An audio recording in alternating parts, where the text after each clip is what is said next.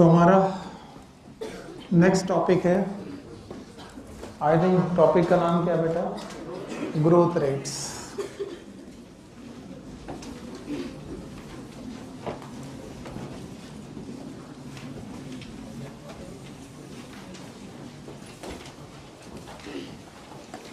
इसके पहले हम लोगों ने पढ़ लिया है, वो एक बार रिवीजन कर लीजिए थोड़ा सा जल्दी से।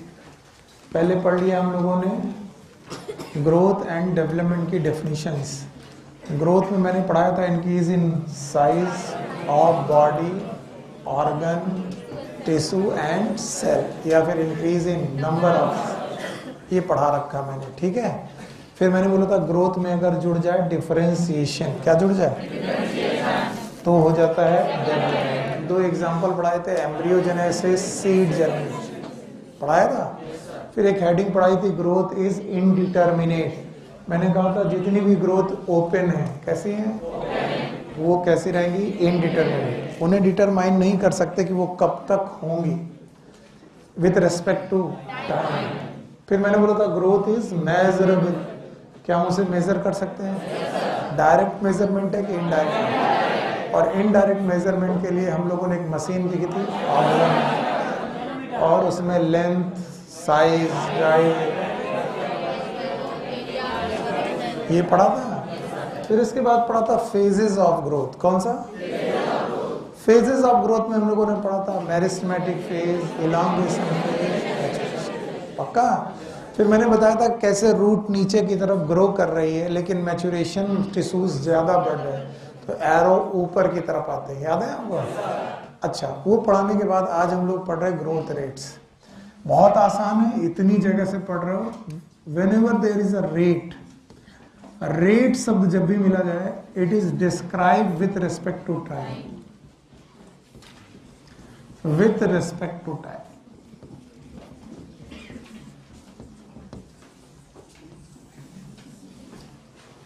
सो अगर मुझे ग्रोथ रेट डिफाइन करना होगा तो मैं बोलूंगा growth with respect to time.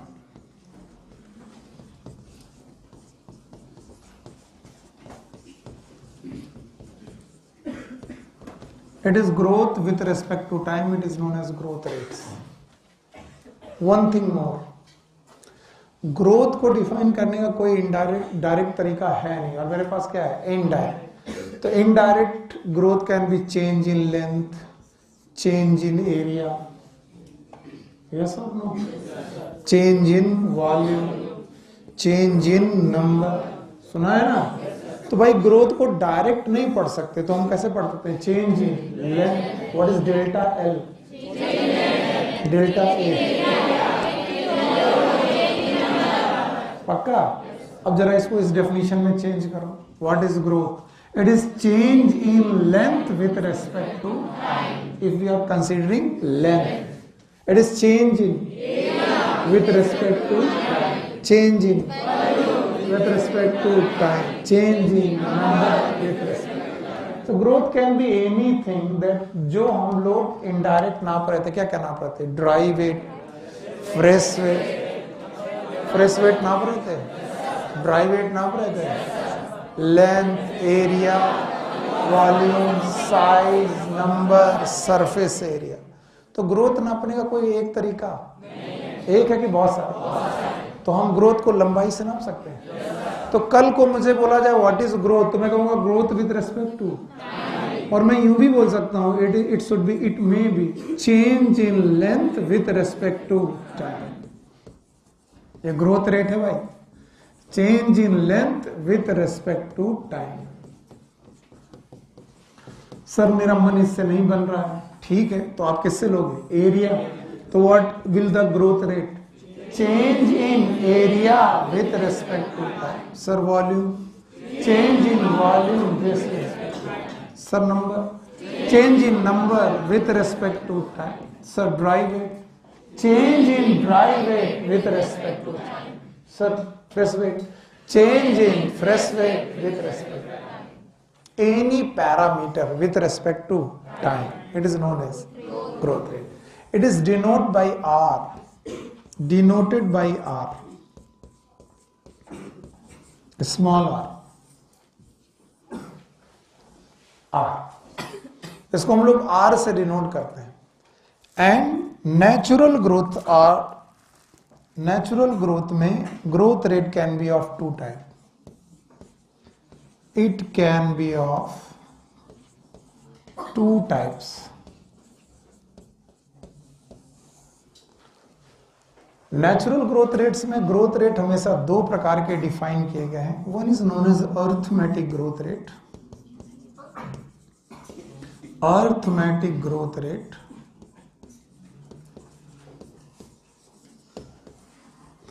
और दूसरा है जियोमेट्रिक ग्रोथ रेट।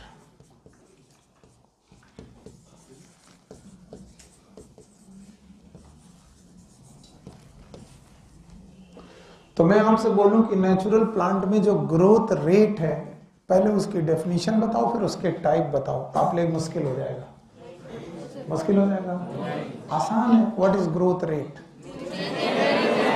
पहले तो ये डेफिनेशन बोलो, ये बोलोगे तो आपसे सही। It is a growth with respect. तो सर ग्रोथ को डिफाइन करने के तरीके एक है कि बहुत सारे। इट में भी change in length, change in area, change in volume, number, change in dry weight, change in fresh weight, change in size. So what should be the growth rate? It should be the change in length per unit time, change in area per unit time, change in volume per unit time, change in number per unit।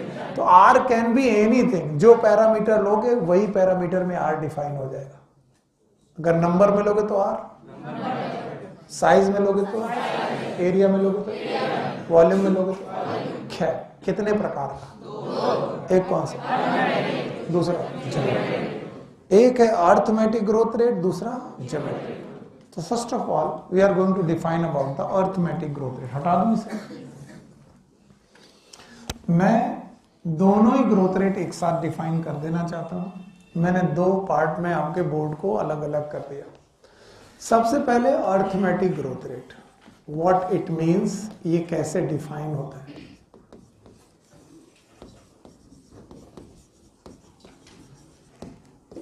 Arithmetic growth rate में मैं meristematic और maturation को साथ साथ process मानता हूं। लिखना छोड़ो और ध्यान से बताओ कितनी फेजेस थी?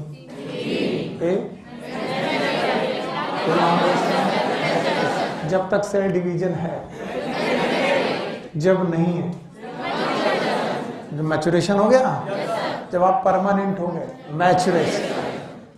उन्होंने कहा कि सर ये सिंपल तरीका है अगर आप सीखना चाहो तो। मैंने कहा सिखाइए भाई।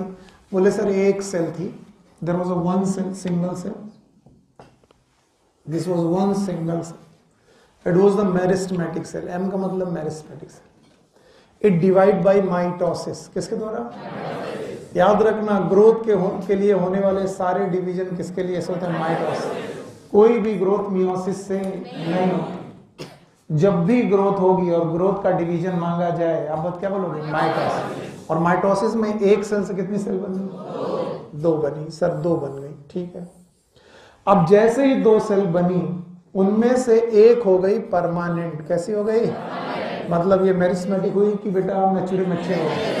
तीन जोन थी, meristematic, elongation, maturation. It become mature. यानी एक का मतलब है एक की 50%। अगर 100 होती तो 50। You got my point? हम ऐसा मान के चल रहे, फिलहाल तो एक से लेके चल रहे। अब जो मैच्योर हो गई उनमें से बची एक, ये फिर से क्या करी? डिवाइड। कितनी सेल बनाई? दो। उसका 50% मैच्योर। क्या ये मर गई? ये अभी तक है। अगर ये है तो ये ऑलरेडी थी और इसने डिवाइड करके कितना बना दिया? दो। तो पहले कितनी सेल थी? एक। फिर कितनी हुई? दो। फिर तीन। अब ये मैच्योर है। डिवाइड। ये मैच्योर है। डिवाइड। अच्छा ये मैच्योर है, मैथमेटिक है। डिवाइड करिए, कर दिया। कितनी सेल बनाई? दो। इनमें से फिर से एक हो गई मैच्योर। ये मेरिस्टेमेटिक। पक्का? ये ऑलरेडी थी। यस और नो? मरी नहीं है। और ये भी थी। यस। अब बताओ टोटल कितनी? 4। हाँ, अब बताओ ये डिवाइड, ये डिवाइड, ये डिवाइड, ये ओके। अगर ये डिवाइड करेंगे तो इसने डिवाइड किया, कितनी सेल बनाई? 2 बना दी। बताओ मेरिस्मेटिक की मैच्योर, ये मेरिस्मेटिक की मैच्योर, ये मैच्योर हो गई, ये ऑलरेडी है, यस और नो? ये भी है, ये भी है और ये भी है। बताओ क्या होगा? 5। आगे डिवाइड करेगी तो 6। पक्का? नो डाउट आप प्रोपेगेशन नहीं जानते क्योंकि आपने मैथ्स नहीं पढ़ी, but this propagation is like 1 2 3 4 5 6 and so. जब भी प्रोपेगेशन यूनिटरी होते हैं, कैसे होते हैं? यूनिटरी, एक एक करके आगे बढ़ते हैं। कितना? एक। ऐसे प्रोपेगेशन को हम लोग अर्थमेटिक प्रोपेगेशन बोलते हैं। ये मैथ की बात है, गणित की बात है। बायोलॉजी आप पढ़ रहे हो तो कई बार आप नहीं समझते what is propagation. When you propagate with the unitary method, it is known as arithmetic propagation. What it means? कल को आप यहां पर 1 की बजाय 100 से चालू करते, किससे? तो यहां पर होता है 101, 102, 103, 104, 105 एंड सो ऑन, 106। अगर इसके बढ़ने का रेट पर सेल 1 है तो अर्थमेटिक। ओके। अगर सर आप 1000 से शुरू करते तब क्या होता? तब होता है 1001, 1002, 1003, 1004, 1005 एंड सो ऑन। हर बार डिफरेंस कितने का आता? 1 का। और when there is a difference between two propagation, दो कॉन्टिन्यूअस संख्याओं में अगर अंतर केवल कितने का हो? 1, तो इस प्रोपेगेशन को हम लोग क्या? अर्थमेटिक। और अर्थमेटिक प्रोपेगेशन को डिफाइन करने के लिए there is equation, and that is known as NT is equal to N0 plus RT। What is NT? Number at the time T। Number at the time T। मैं number के हिसाब से पढ़ा रहा हूं, बुक में लेंथ के हिसाब से लिखा है, बाद में देखेंगे। Number at the time at time T। T time पर आपका नंबर है, that is NT। What is N0? Initial number.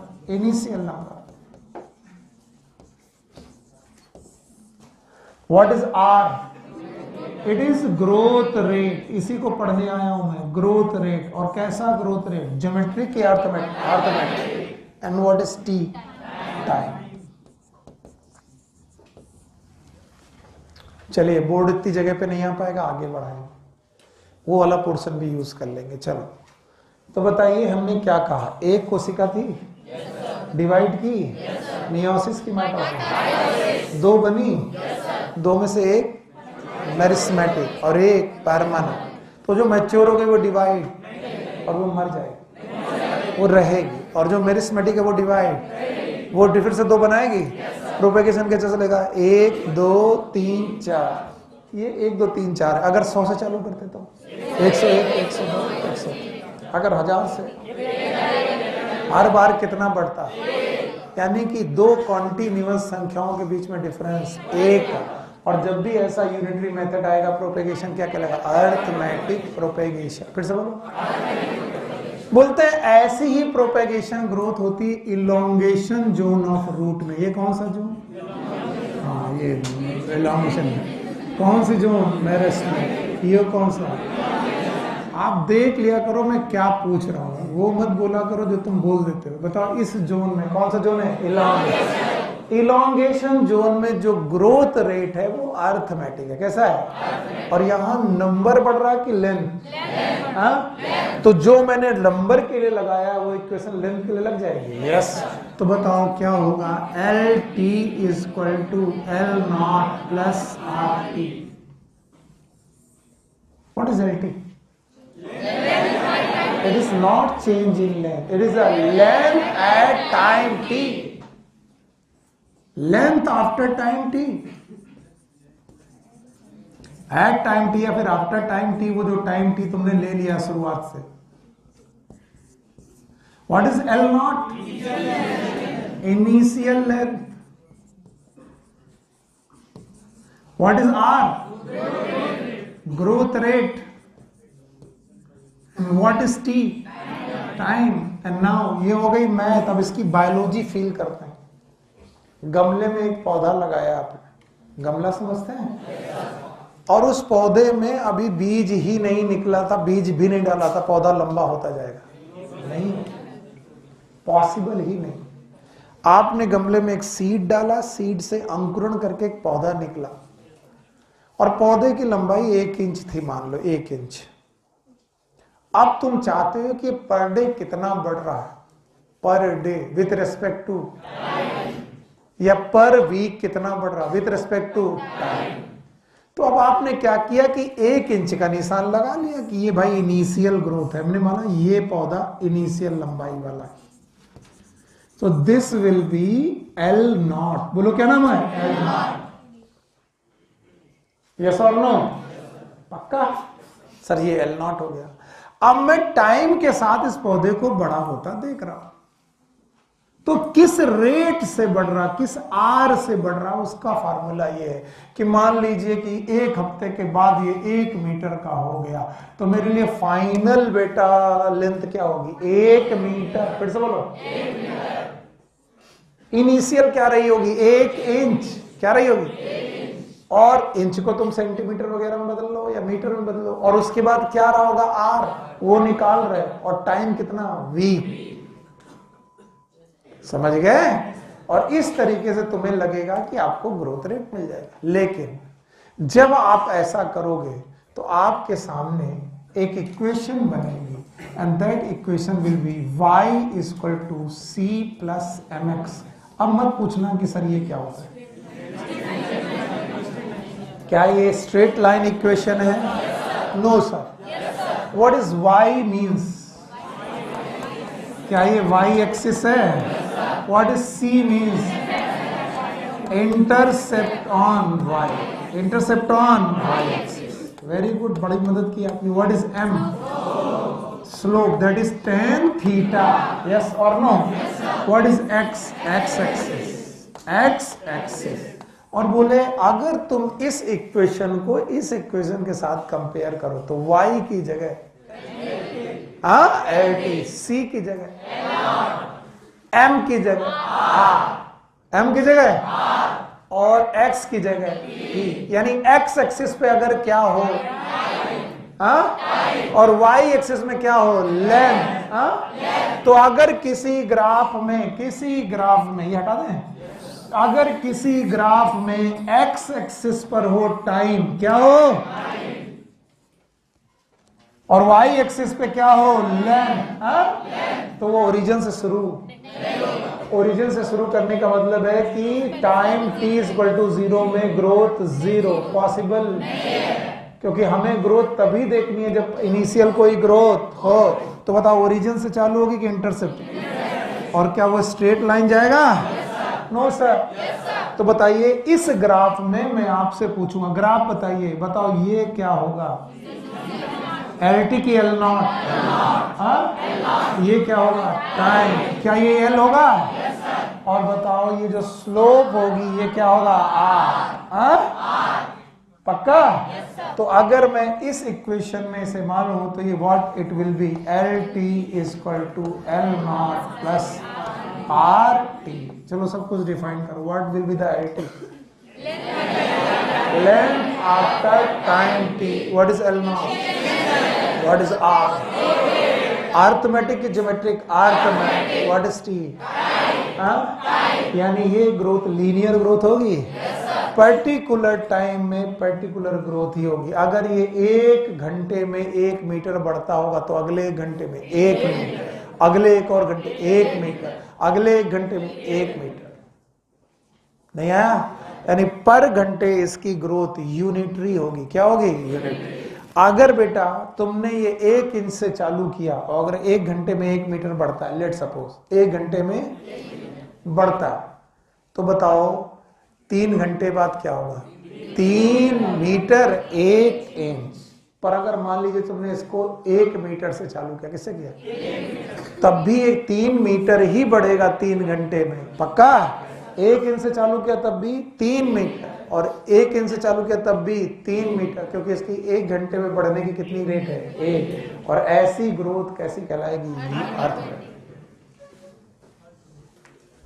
जब तक मैं कंपेयर नहीं करूंगा आप समझ नहीं पाओगे, इसलिए अभी फिलहाल के लिए इतना संभालो, फिर मैं दोनों को कंपेयर कर दूंगा, दोनों ग्रोथ रेट आपको समझा दूं। नहीं समझ पाए? बताओ, ये ग्रोथ रेट एक्सपोनेंशियल कहलाया कि लीनियर? और what is M? That is slope. What is M? और स्लोप जो होता है वो tan थीटा होता है। क्या होता है? और यहां पर r is slope, r is और slope is tan theta.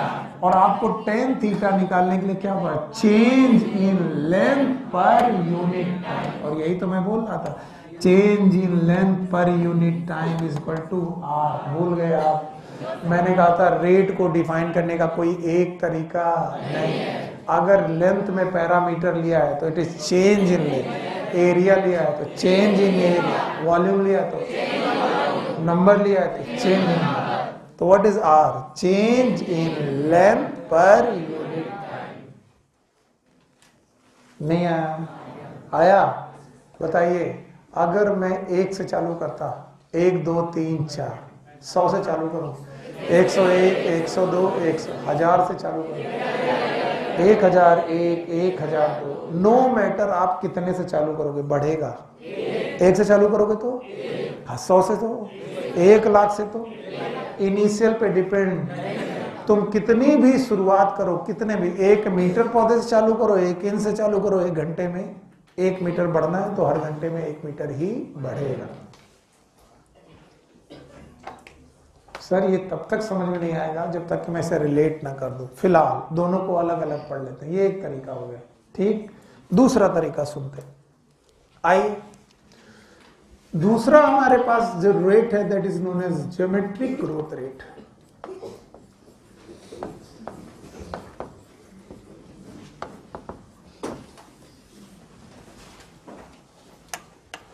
It is known as geometric growth rate. और ज्योमेट्रिक ग्रोथ रेट को समझने का तरीका देखें। बोलते मेरे पास एक सेल थी, that was the meristematic. It was a meristematic cell.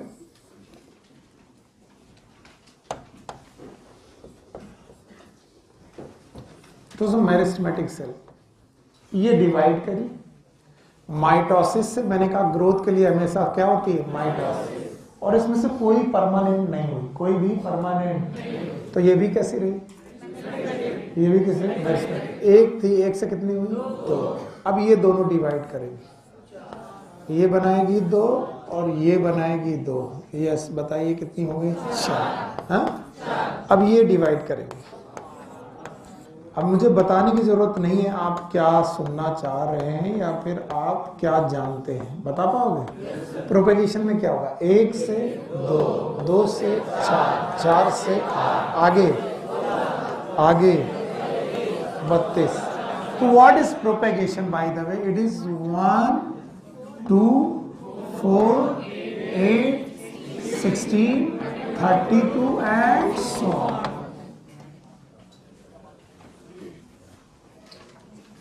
मजे की बात क्या है कि अगर 1 से 2 होने में 1 घंटा लगा है, तो 2 से 4 होने पर भी 1 घंटा, 4 से 8 होने पर 1 घंटा, 8 से 16 होने पर 1 घंटा और 16 से 32 होने पर भी 1 घंटा। यानी हर पर्टिकुलर टाइम में क्या? अपने अमाउंट का डबल, इनिशियल अमाउंट का डबल। अमाउंट का डबल की इनिशियल अमाउंट। तो अगर आपने ये चालू किया होता 100 से, किससे? 100 से, तो अगली बार 200, अगली बार अगली बार और अगर आपने चालू किया होता 1000 से, 2000, 4000। अब जरा इसे कंपेयर करो, मुझे बताओ, कंपेयर करो जरा। यूनिटरी मेथड वाला जो ग्रोथ थी उसमें 1 से चालू करो तब भी 1 2, 100 से चालू करो 101 102। अगर बेटा 1000 से चालू करो 1001 1002, यानी बढ़ता कितना था? 1। यहाँ 1 बढ़ रहा कि इनिशियल का डबल? इनिशियल का डबल। और ऐसे प्रोपेगेशन जिसमें पर्टिकुलर टाइम है, किसमें? पर्टिकुलर टाइम में चीजें अपने अमाउंट का डबल हो जाती हैं, उस प्रोपेगेशन को हम लोग बोलते हैं geometric propagation. This propagation is known as geometric propagation, और geometric propagation are also known as exponential propagation. और एक्सपोनेंशियल प्रोपेगेशन को डिफाइन करने के लिए we have equation known as nt is equal to n not e to the power rt।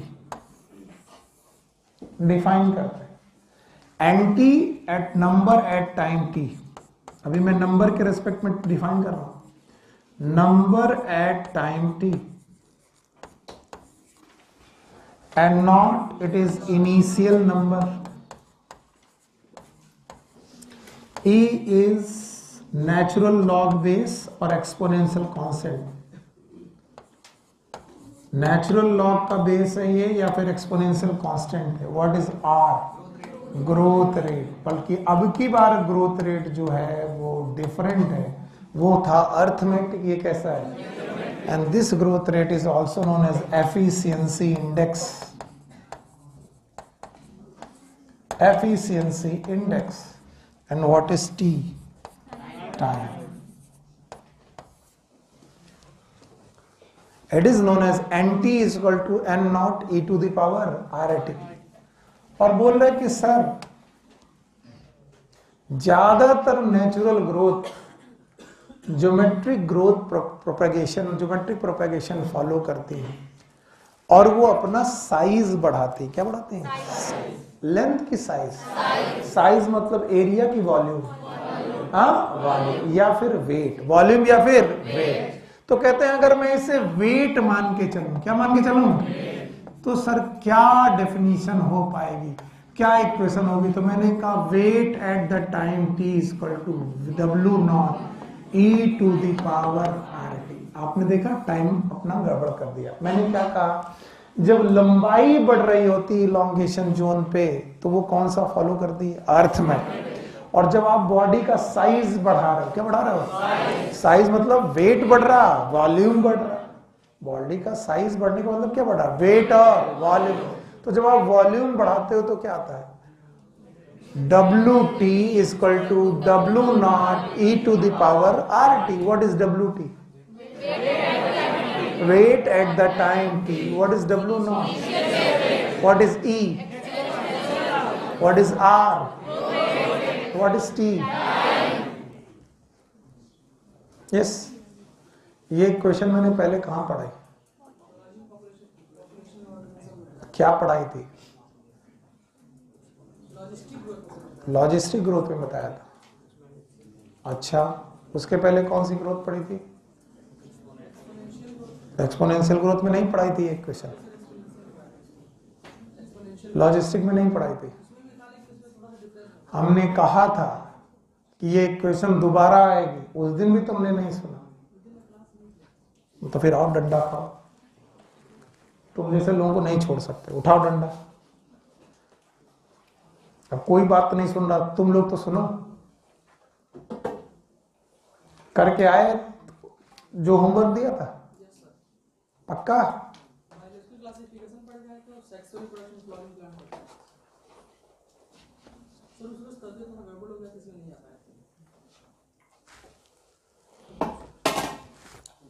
आप बिल्कुल सुधर जाओ।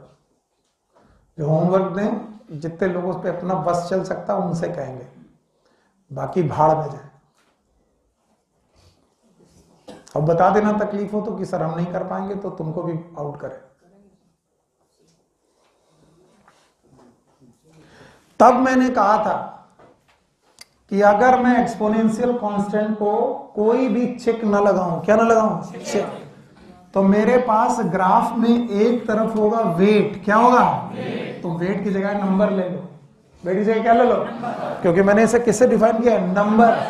और एक तरफ ले लो टाइम, बोलो क्या ले लो, और प्लीज ओरिजिन से शुरू।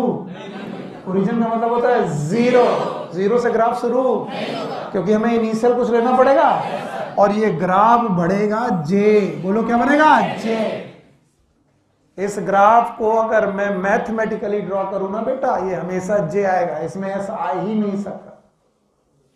इट इज ऑलवेज जे, क्योंकि ये कहता है कि शुरुआत में 1 से 2 होने में 1 घंटा लगा, 2 से 4 होने में 1 घंटा और लगा, 4 से 8 होने में 1 घंटा और लगा, यानी शुरुआत में 1 से लेकर 8 पहुंचने में 3 घंटे लग गए, और 8 से 16 पहुंचने में 1 घंटा, यानी अभी 8 बढ़े तो कितने घंटे में? 1 घंटे में, और पहले 8 बढ़े तो 3 घंटे में, यानी शुरुआती ग्रोथ स्लो और फिर फास्ट। समझ गए? तो जितना आगे बढ़ोगे, अभी देखो 4 घंटे में 16 लोग हुए, अभी 1 घंटे में कितने? 16, 16 से 32 जाने पर 16, इसका मतलब टाइम कम लगेगा, ग्रोथ ज्यादा, और हमेशा ग्राफ कैसा आएगा? जे से। फिर से बोलो। पर मैंने बोला था पढ़ाते वक्त वहां पर भी कि J shape growth are ideal. फिर से बोलो। क्योंकि जब भी कोई नेचुरल ग्रोथ होगी तो रिसोर्स मांगेगी। क्या मांगेगी? खाने के लिए खाना और रहने के लिए जगह। पौधा ग्रो करना चाहे तो ये दिन दूना रात चौगुना बढ़े, बिल्कुल सही है। आज 1 मीटर मिल रहा, कल 2 मीटर मिल रहा, परसों 8 मीटर मिल रहा, फिर 16, फिर 32, लेकिन उसको रहने के लिए जगह है, जमीन में घुसने के लिए क्या है? रेजिस्टेंस, और इसलिए उसको मिलते हैं रेजिस्टेंस। और हर जगह की एक कैपेसिटी होती, नाम है कैरिंग कैपेसिटी। फिर से बोलो। चित्रांश बाबू, अगर कैरिंग कैपेसिटी आ गई पिक्चर में, खड़े हो, अगर कैरिंग कैपेसिटी पिक्चर में आ गई तो यही जे शेप जो कर्व है ये 4 फेज से होकर गुजरेगा। चारों फेज के नाम बताओ, एकदम शांत रहो। अगर कैरिंग कैपेसिटी पिक्चर में आ गई, अगर के आ गया, व्हाट इज के? व्हाई के हैपन? अगर आपको याद हो के क्यों हैपन हुआ था, क्योंकि मैंने बोला था there must be some resistance. ये बिटिया कैसा ग्राफ बना रही हो? ऐसे नहीं बनाते। ये वाला टाइम पैरा एक थोड़ा कम रखना पड़ेगा, फिर अचानक स्टीपर करना पड़ेगा। ये तुमने एस बना दिया, अरे पगलिया, ये किताब देख रही, उतार रही वही वाला। अभी हम पढ़ा नहीं पाए, हमने एस नहीं बनाया, तुम्हारा एस तैयार है। नाम क्या है? अच्छा, हम कहें तुम्हारा नाम कहीं सुनीता तो नहीं है? तो के बनाओ कंचन हो, तो कि तुम्हारा ग्राफ कुछ भी हो, हमारा के रहेगा। हाँ, मैंने कहा था अगर कहीं रेजिस्टेंस आ जाए, क्या हो जाए? रेजिस्टेंस। तो पहले होगा लैग, फिर एक्सीलरेशन, फिर डी एक्सीलरेशन, और फिर एसिम्प्टोट। याद आया? तो मैंने कहा था ग्राफ एक्चुअली लैग से ही जाएगा, एक्सीलरेशन पे जाएगा, लेकिन जैसे ही वो कैरिंग कैपेसिटी पाएगा डी एक्सीलरेट होगा और स्टेशनरी। तो मैंने कहा था इसे इन 3 ग्राफ में बनाने की बजाय मैंने कहा था इसे ऐसे बनाएंगे। बनाएंगे?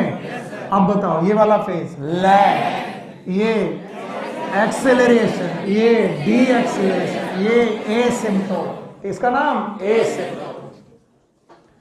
चल चित्रांश बाबू, जितने जल्दी धरातल पे उतर आओ उतना अच्छा है। जितने जल्दी। अरे मेरी बातें तो बड़ी खराब लगती है लोगों को, बैठ जाओ, लगती है। तो जो ग्राफ जे शेप था, कैसा? That become S. बोलो कैसा? एस। और ये जो एस ग्राफ आपकी बुक ने बनाया है, इट इज आइडियल और प्रैक्टिकल? तो इक्वेशन यही है, WT = W0 e to the power RT, but it will give 2 graph. One is J, another one is without resistance, J with resistance. और जब S शेप आएगा तो पहला फेज लैग, और दूसरा लॉग। फिर से बोलो। तीसरा स्टेशनरी। हालांकि मेरे बच्चे जानते हैं ये 3 नहीं है, 4 है। याद है? पहला lag, acceleration, D acceleration, asymptote. आपकी बुक में 3 ही दिए गए होंगे, लैग, लॉग, स्टेशनरी। लेकिन बुक एक नहीं चलती एनसीईआरटी की, 2 चलती है। यही इक्वेशन जब आपको इकोलॉजी में पढ़ाते हैं तो बोलते हैं ये कौन सा है, लैग, फिर फेज ऑफ एक्सीलरेशन, फिर डी एक्सीलरेशन, फिर एसिम्प्टोट। तो बताओ ग्राफ की शक्ल जे है कि एस? और इस ग्राफ को उन्होंने क्या नाम दिया, सिग्मॉइड। फिर से बोलो, और ऐसा कहीं कोई अलग तरीके से मैं नहीं पढ़ा रहा हूं, बात वही है। तो पहली फेज लैग, फिर स्टेशनरी। तो शुरुआत में ग्रोथ स्लो, फिर अचानक फास्ट, और फिर रुक जाए। अगर इसे देखना है तो अपने गेहूं के खेत में जाइए। आज तुमने सीड डाला, 15 दिन तक तो 4-5 दिन तक तो पता ही नहीं चल पा रहा अंकुरण निकल रहा कि नहीं निकल रहा। फिर 2-4 दिन के बाद अंकुरण दिखाई पड़ा, 15 दिन तक पौधा बहुत छोटा छोटा, लगभग 1 महीना निकल गया पौधा छोटा, अचानक अगले 1 महीने में पौधा लंबाई बहुत बढ़ाया, और फिर अगले 1 महीने में लंबाई मैक्सिमम लिया, 3 महीने तक आते आते उसी लंबाई पे रुक गया, फिर आगे बढ़ने वाला। तो पहली फेज, दूसरी, तीसरी स्टेशनरी, जिसको हम लोगों ने कितने तरीके से पढ़ा, 4, बोलो, एक्सीलरेशन, डी एक्सीलरेशन। और यहां पर जो आर है ये भी स्लोप है, और ये स्लोप है स्टीपर, एक्सपोनेंशियल, यानी change in weight per unit time, बहुत कम की बहुत ज्यादा, बहुत ज्यादा, यानी टाइम बहुत कम। देखो इतना टाइम, केवल इतना टाइम, और ग्रोथ इतनी सारी, यहां से लेकर यहां तक, और टाइम इतना, ग्रोथ इतनी। पहले कम, ज्यादा टाइम में ग्रोथ कम, फिर उतने ही टाइम में ग्रोथ ज्यादा। बताओ क्या क्वेश्चन फॉलो करी, 1 2 3 4 के 1 2 4 8 16। अगर इसमें चेक ना लगे, क्या ना लगे, यानी रेजिस्टेंस ना लगे, तो ग्राफ क्या आएगा। और मैं यही क्वेश्चन बना दूंगा, आधे बोलोगे कि सर एनसीईआरटी में कहां दिया, फिर थप्पड़ मारेंगे दोनों बुक को जोड़ करके। मैं बोलूंगा if the plant growth is ideal and follow geometric propagation, follow what will be the shape of graph. कितने अच्छे बच्चे, जैसे बोले सर प्लांट ग्रोथ में क्यों लिखा, वो तो इकोलॉजी में था। अरे ecology is nature, plant is nature, और मैंने बोला एनी नेचुरल ग्रोथ, क्या बोला, follow how many propagation, 2, 1 is arithmetic, arithmetic propagation it is 1 2 3 4, unitary और ज्योमेट्रिक 1 2। अब 1 घंटे में अगर 1 बढ़ना है तो 1 से चालू करोगे तब भी 1 घंटे में 1, 100 में 1, 100 से चालू करो तब भी 1, 1000 में 1। लेकिन अगर 1 घंटे में इनिशियल का डबल होना, किसका, फिर से बोलो, तो अगर 1 से चालू हुआ तो 2, 100 से तो, क्योंकि ये इनिशियल का डबल है, 100 से चालू हुआ तो 200, 1000 से तो, लाख से। लेकिन वही तुम देखो यूनिटरी ग्रोथ वो हमेशा 1 बढ़ाए, तुम चाहे 100 से चालू करो 1, 1000 से चालू करो 1, लाख से चालू करो 1।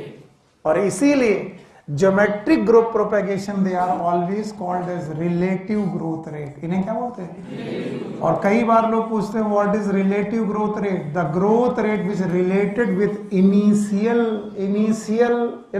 पैरामीटर। अगर इनिशियल 1 है तो 1 का हो जाएगा 2, 100 है तो 50 है तो 1000 है तो। और इसीलिए जो अपनी इनिशियल ग्रोथ का डबल होने लगे, those growth are known as relative growth rate. मैं जानता हूं ऐसे नहीं समझ में आता, इसीलिए मैं दोनों इक्वेशन आपके सामने बनाता हूं ग्राफ में, आप पकड़ लेना। अब मैं एक्सप्लेन नहीं करूंगा, अब आप एक साथ पकड़ेंगे। इधर मैं लिख रहा हूं अर्थमेटिक ग्रोथ रेट,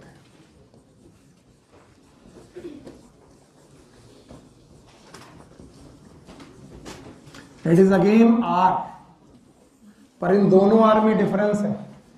दूसरा है geometric growth rate,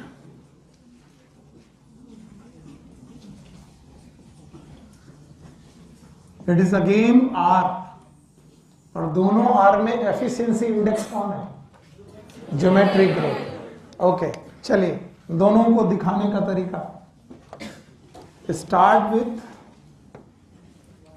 1 go with 2, 1 permanent, 2, 1 is permanent. Okay, propagation is 1 2 3 4 5 so on.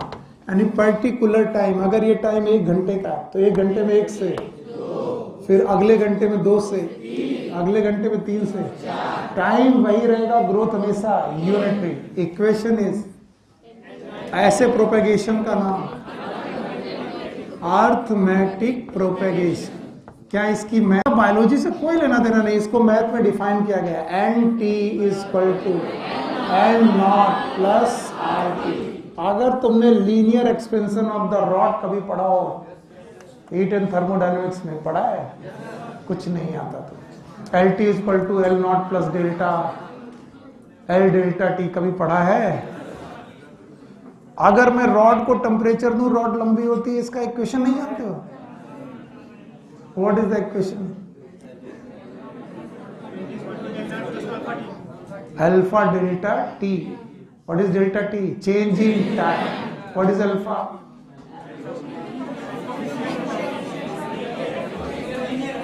I am sorry, मैंने गलत चीज छेड़ दी, वो मेरा टॉपिक नहीं है, सॉरी। फिलहाल इधर आओ, N T is equal to N not plus R T. What is N T? Number at the time T, at time T. What is N naught? Initial की final? Initial. What is R? Growth rate. What is T? बताइए, मैंने ऐसी growth आपको कहां दिखाई? Elongation zone. कौन सी zone? Elongation.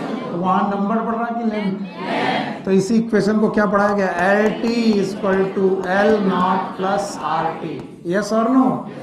अब आपका इसका ग्राफ खींचेंगे, y equal to C plus M X. इसको y equal to C plus M X से डिफाइन कर लीजिए। राजन तबीयत ठीक नहीं क्या बेटा? तो वैसे क्यों लेट जा रहे हो? ऐसा क्या तकलीफ हो गई? थोड़ा बैठो आराम से। 3 दिन से डायरिया है, फिर भी पढ़ाने आ गए, समझते हो? हाँ, ऐसे पकड़ के खड़े, चक्कर खा गिर गए तो तुम, सबसे ज्यादा डर में क्या, गिर गए तो टोपी निकल जाएगी।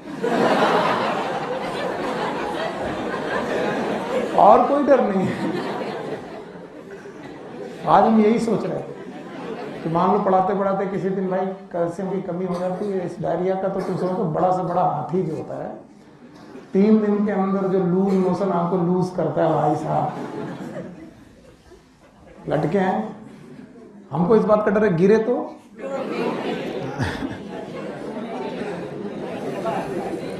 राजन देख रहे, अच्छा कहा है, खजाना है क्या? तो बताओ ये क्या है? टाइम। टाइम है, इधर क्या है? लेंथ। बताओ ये क्या है? L not. तो क्या इधर लेंथ बढ़ रही है? टाइम बढ़ रहा है? What it is? R. Growth कैसी होगी? लीनियर। इसकी सबसे बढ़िया खूबी है जो मुझे लिखने में आती है, 1 2 3 4 100 101 102 1000 1001 1002। तुम किसी से भी शुरू करो, बढ़ेगा कितना? इनिशियल पे डिपेंड। 1 से चालू करोगे तब भी 1 बढ़ेगा, 100 से चालू करोगे तब भी 1, 1000 से चालू करोगे, अपने बढ़ने का रेट वो बढ़ाएगा घटाएगा नहीं। अभी देखो तुम, इस प्रोपेगेशन को मैं लिख रहा हूं यहां, जैसे यहां पर लिख रहा हूं मैं, वैसे ही हमें मालूम चला 1 सेल थी, 1 से 2 हुई, 2 से 4 हुई, आगे मैं नहीं बनाऊंगा, आपको मालूम है। बताओ क्या प्रोपेगेशन जाएगा? 1 से 2, 2 से 4, 4 से 8, 100। पक्का? बताओ इस प्रोपेगेशन को क्या बोलते हैं? Geometric propagation. और मैंने बोला ज्योमेट्रिक प्रोपेगेशन का दूसरा नाम क्या बताया? एक्सपोनेंशियल। हाँ, और तुम समझ लो, चाहे लॉजिस्टिक ग्रोथ हो और चाहे both are the exponent geometric propagation, one with resistance, one without resistance. So both are exponential growth, दोनों की दोनों ग्रोथ एक्सपोनेंशियल ही है।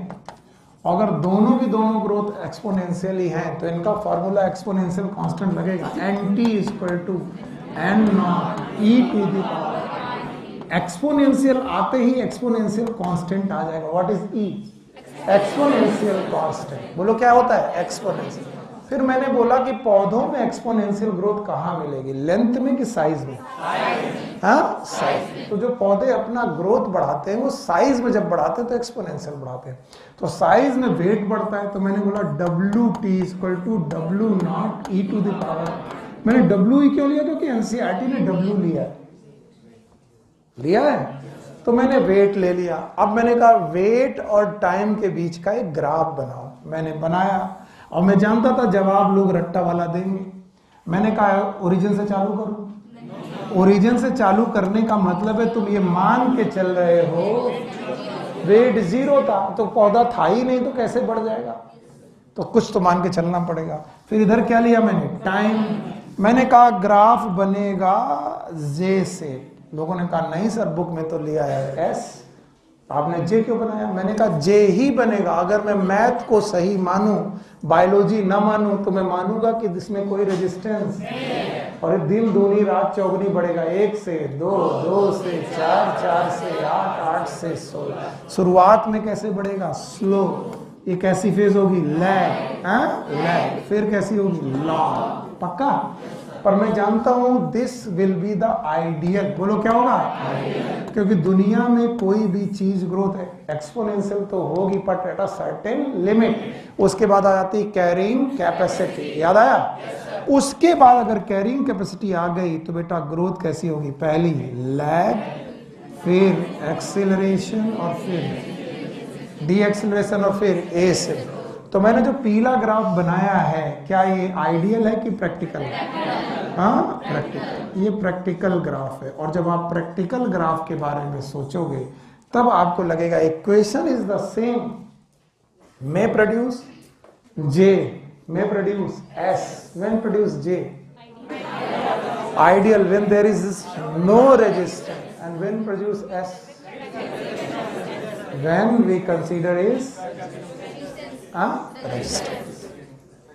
तो आपकी एनसीईआरटी ने बोला है पहली फेज लैग, दूसरी लॉ, तीसरी स्टेशन। तो इन्हीं एनसीईआरटी से कहो कि बहन आप दूसरी एनसीईआरटी में से 3 नहीं, कितनी फेज बोलते? 4। पहला लैग, एक्सीलरेशन। तो भैया यहां पर भी आर है और यहां पर भी आर है। दोनों आर सेम की अलग अलग? ये कैसा? अर्थमेटिक। ये कैसा? हाँ, इसी का नाम हमने क्या रखा? Efficiency index. Why efficiency index? क्योंकि हम प्रैक्टिकल बात मान के चल रहे हैं और प्रैक्टिकल बात ये है कि ग्रोथ हमेशा एक्सपोनेंशियल नहीं हो, कुछ दिन बाद डिपेंड करेगी कितने बढ़ रहे कितने घट रहे, एनाबोलिज्म और कैटाबोलिज्म का difference, and that will be known as efficiency. अगर बढ़ता ही चला जाए तो एफिशिएंसी नहीं है, एक्सपोनेंशियल इंडेक्स हो जाएगा। Why it is known as efficiency? क्योंकि कुछ देर के बाद ग्रोथ कम होने लगेगी और फिर क्या हो जाएगी? स्टेबल। अब कंपेयर करो, यहां चालू किया था 1 तो 1 बढ़ा था। अब यहां चालू करोगे 1 तो 1 पहले बढ़ा, 2 हुआ, फिर 4 हुआ, फिर 8 हुआ, फिर 16 हुआ। अगर 100 चालू किया तो 200 हुआ, 400 हुआ, 800 हुआ, और 1000 से लिया तो 2000 हुआ, 4000 हुआ, 8000 हुआ। यानी आप अपने इनिशियल का क्या कर रहे हो? डबल। यहां पर भी इनिशियल, यहां इनिशियल का डबल। तो यहां तुम 1 से चालू हो तब भी 1, 100 से चालू हो तब भी 1, 1000 से चालू हो तब भी 1। पर यहां ऐसा 1 से चालू हुआ तो डबल, 100 से चालू हुआ तो 100 का डबल, 1000 से चालू हुआ तो 1000 का। And that's why this R is also known as relative growth rate. फिर से बोलो, and why this is known as relative growth rate? Because it can be related by their initial. बोलो किससे? इनिशियल। क्या इस ग्रोथ रेट को हम लोग इनिशियल से रिलेट कर पाएंगे? अगर इनिशियल 1 है तो 2 होगा, 100 है तो 200 होगा, 1000 है तो 500 है तो 1000। तो अपनी इनिशियल का आप 2 पौधे रखो सामने, एक की लंबाई देख रहे हो और एक का साइज। जब तुम लंबाई देख रहे हो तो 1 घंटे में 1 मीटर बढ़ रहा मान लो, वैसे तुम बढ़ना बेवकूफी, 1 मीटर बढ़ेगा ही नहीं, मैं बोल रहा हूं 1 घंटे में 1 मीटर बढ़ रहा, तो अगले 1 घंटे में 1 मीटर, अगले 1 घंटे में तुम चाहे 10 मीटर से चालू किए हो चाहे 1 इंच से चालू किए, पक्का। लेकिन जब तुमने साइज देखी तो 1 घंटे में डबल हो रहा। तो अगर मान लीजिए कि वो 1 किलोग्राम का था तो 1 घंटे में 2 किलो, और कहीं वो 100 किलोग्राम का था, तो इसका मतलब साइज अपने इनिशियल का। तो दोनों ग्रोथ रेट एक ही जैसे कि अलग। You got my point? समझ में आया? और अगर आपको समझ में आ गया तो ये दोनों इक्वेशन है, और दोनों इक्वेशन आपकी बुक में दी गई है। इसमें कहीं कोई डाउट हो तो बताओ। अच्छा, एक चीज बोले तो थोड़ा सा लीव दोगे? शाम की क्लासेस कुछ दिन ना करो, 2-3 दिन। मेरी तबीयत थोड़ी ठीक हो जाएगी। सुबह की क्लासेस के लिए लेकिन आना, क्योंकि ये चैप्टर कंप्लीट करना है। हम लोग का उधर क्या वक्त चल रहा है? अब मेरी ठीक नहीं है हालत, मैं तुम्हें सही बताऊँ। एनवायरमेंटल इशू 2-3 दिन इस हफ्ते के अंदर अंदर मैं थोड़ा रिप्लेनिश कर लूंगा अपनी बॉडी को, तो ठीक हो जाएगा। मंडे से कर लें? हाँ, राजन तैयार है। हाँ, पूछेंगे क्या यार, तुम देख रहे हो? पूछेंगे। 4 लोगों ने हाथ उठाया, किससे पूछेंगे? अंधे के आगे रो, अपने नैना खो। और मैं इतना सीख गया हूं, इस क्लास में सबको साथ में लेकर के चलना नामुमकिन है, इसलिए मैं वॉलंटरी लोग बुलाऊंगा। वॉलंटरी बुलाने का कारण है कि वो ग्रुप बनाऊंगा, फिर लोगों को बुरा लगेगा, पैसा हमसे भी लिया है। चाहते कुछ केवल 10-15 लोगों को, उन्हीं को उठा उठा के पूछते हैं, उन्हीं से बस बात करते। और ये मैंने झेला है। मेरे टीचर क्या करते थे कि वो पर्टिकुलर कुछ लड़कों से ही क्वेश्चन पूछते थे, मुझसे पूछते नहीं थे। तो हम एक दिन खिसिया के उनके पास गए, हमारे गुरुदेव तो तुम जानते हो। हमने कहा पैसा तो हमसे भी लिया है, केवल यही लोग तुमको अच्छे लगते हैं। तब उन्होंने कॉन्सेप्ट बताया कि अगर कभी आगे चल के तुम टीचर बने तो इस दर्द को समझ पाओगे। अब मैं दर्द समझ रहा हूं। मैं चाहता हूं पूरी क्लास चले, लेकिन पूरी क्लास नहीं चल सकती, because Blackman's law of limited. बताओ, क्लास का रेट किस पे डिपेंड करता है? जो सब पढ़ के आ रहा, जो बिल्कुल नहीं पढ़ के आ रहा। कितने लोगों ने नहीं पढ़ा? सब लोगों ने नहीं पढ़ा। कितने लोगों ने पढ़ा? 2 लोगों ने उठा दिया। तो बड़ा देख देख करके खुश हो रहे। आओ हटा दें। चलो, अगला टॉपिक है quantitative comparison of the growth.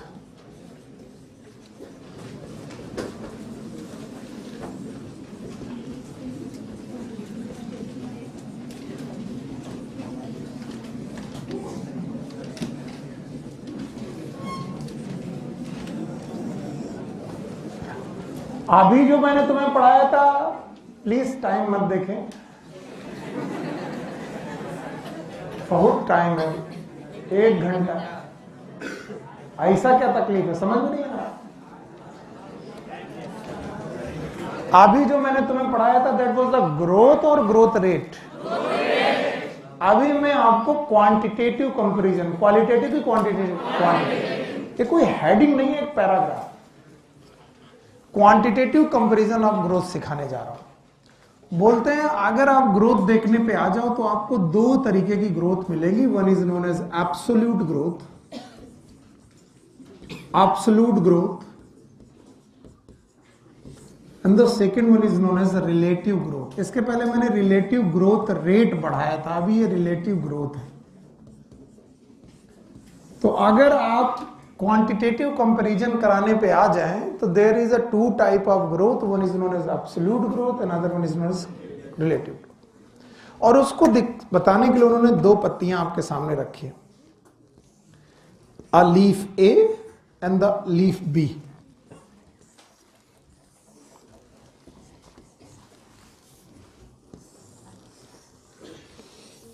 Page turn कर लीजिएगा तो आपको समझ में आ जाएगा कि कहां पर बनी है। ये रही लीफ बी। और बोलते हैं लीफ का हमेशा जो ग्रोथ होती है वो सरफेस एरिया को देख करके होती है। तो चलिए अब हम लोग यहां बात करते हैं कि बोलते हैं कि सर इसका initial surface area 5 centimetre square था। It was the initial area that is A naught मैंने 5 सेंटीमीटर। और दूसरे का उन्होंने बोला कि सर इसका ए नॉट को ए नॉट लिया है तो चलो इसको भी ए नॉट ले लें, ए डैश नॉट ले लें, या फिर बी वाले का ले लें। चलो इसका इनिशियल एरिया था 50 सेंटीमीटर स्क्वायर। बताओ दोनों में कौन बड़ी, ए वाली कि बी वाली? ऑब्वियस है, ये छोटी है ये बड़ी। अब बोलते हैं कि जो तुम्हारी ए वाली सेल थी, दिस सेल, ये 5 सेंटीमीटर स्क्वायर की थी और इसमें 5 सेंटीमीटर स्क्वायर का और इंक्रीजमेंट हो गया, that is delta A 5 centimetre square. What is delta A? तो इनिशियल एरिया कितना था? 5 था। 5 में 5 जुड़ी तो ए टी इस कितना हो गया? 10 सेंटीमीटर स्क्वायर। अब आपको इसमें चेंज इन सरफेस एरिया कितना मिला? 5 सेंटीमीटर। बोले दूसरी लीफ भी लो, ले लेते हैं भाई। दूसरी लीफ में भी बोले कि सर 5 सेंटीमीटर स्क्वायर का इजाफा हुआ।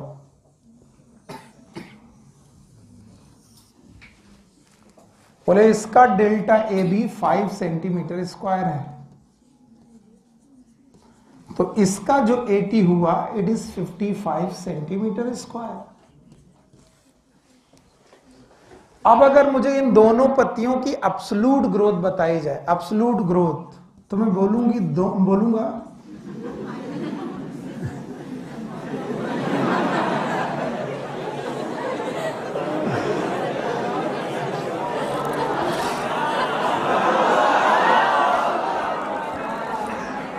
वाकई में अपने कंट्रोल में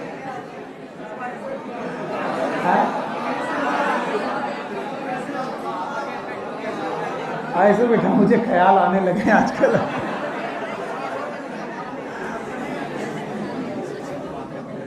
मैं बोलना चाह रहा था लीफ का ली आ गया और बोलूंगी अरे शक मत करो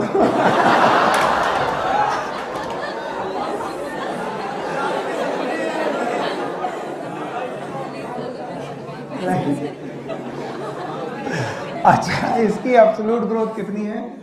5 सेंटीमीटर स्क्वायर। और इसकी एब्सोल्यूट ग्रोथ कितनी है? 5। डायरिया का इफेक्ट ब्रेन में भी पड़ता है।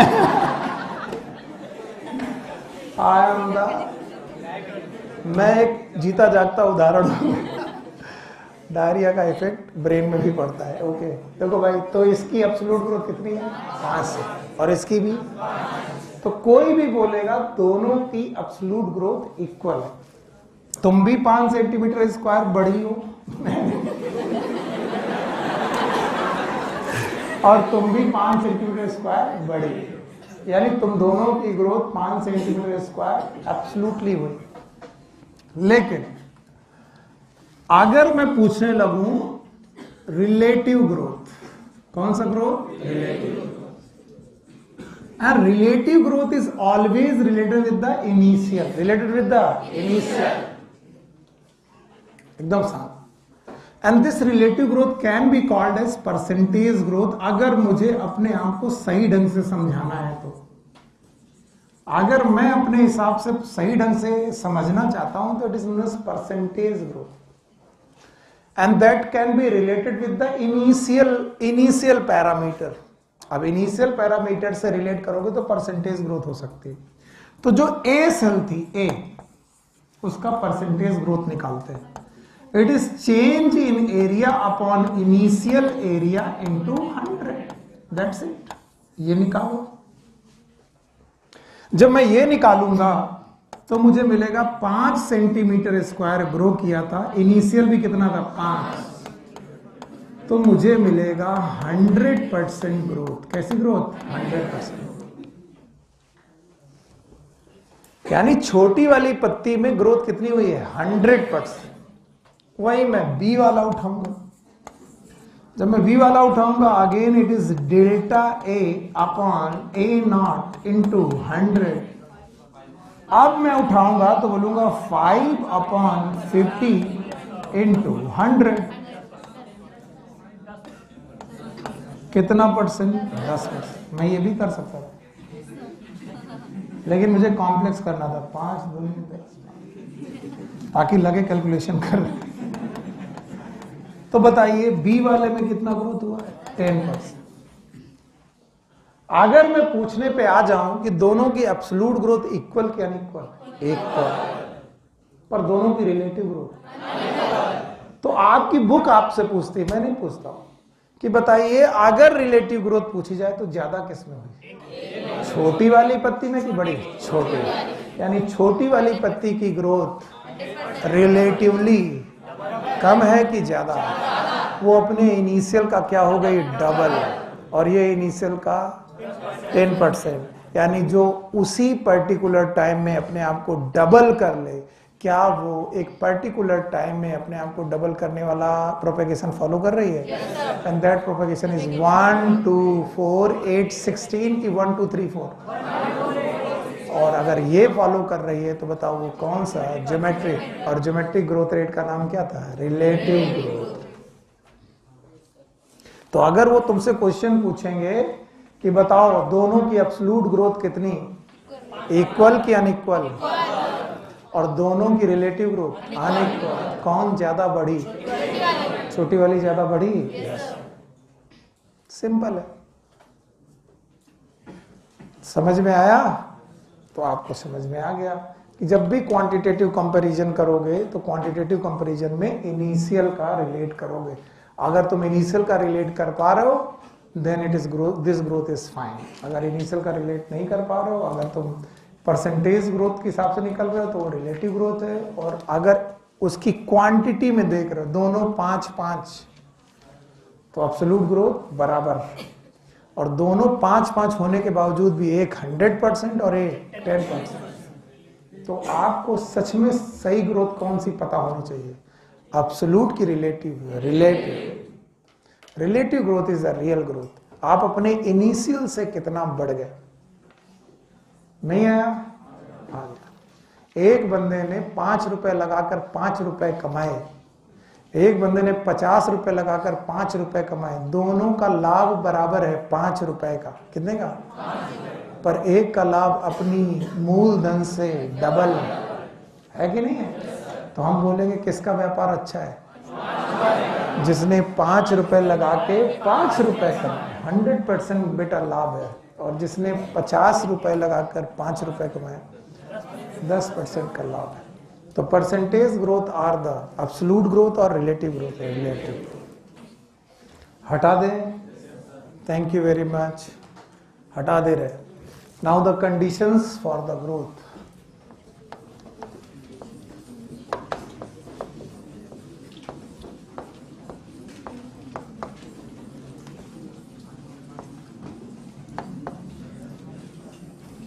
एकदम शांत।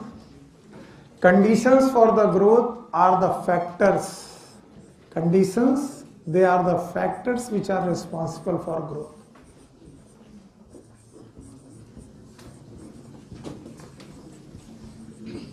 और कुछ लोग इन्हें रट्टा मारते हैं। कुछ बच्चे होते हैं जो कहते हैं कि सर हम इसे करा के देख लेते हैं।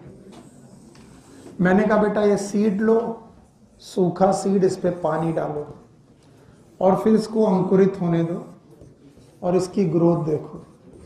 और तुम देखो इसे इस ग्रोथ के दौरान किन किन चीजों की जरूरत हुई। तो तुम मुझे बताओ क्या क्या जरूरत हुई। तो वो बोलेगा सर पहली चीज तो वाटर है, दूसरा सर ऑक्सीजन, तीसरा सर न्यूट्रिएंट। बोलो क्या? अगर बेटा इस सीड में न्यूट्रिएंट ना होता, बताओ सीड ग्रो करता कि नहीं? अगर बेटा इस सॉइल में मिनरल ना होते, अरे अगर इस सॉइल में मिनरल ना होते, बंजर भूमि होती, ग्रो करता कि नहीं करता? तो मिनरल न्यूट्रिएंट दो प्रकार के, एक ऑर्गेनिक और एक इनऑर्गेनिक। ऑर्गेनिक वाला पौधा खुद लिए बैठा है, इनऑर्गेनिक सॉइल्स। इसके अलावा आपको चाहिए लाइट, क्या चाहिए? लाइट। और चाहिए टेम्परेचर, बोलो क्या चाहिए? और बेटा चाहिए ग्रेविटी, क्या चाहिए? कुछ लोग बोलेंगे हैं ये क्या बात बोल रहे हो? यस, रूट हमेशा ग्रेविटी की तरफ और स्टेम हमेशा ग्रेविटी के अगेंस्ट।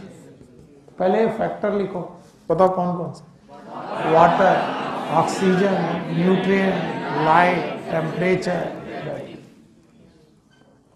ये सारी कंडीशंस हैं जो आपके लिए ग्रोथ करके देंगी, जो आपको ग्रोथ के लिए रिस्पॉन्सिबल बनाएंगी। अगर आपको ग्रोथ करना है तो क्या क्या चाहिए? कंचन बेटा आप छोड़ दो, अब पत्ती देखना छोड़ दो, अब इधर देखो। अभी तक तुम पत्ती ही में पड़ी हो। बताओ कौन कौन से फैक्टर?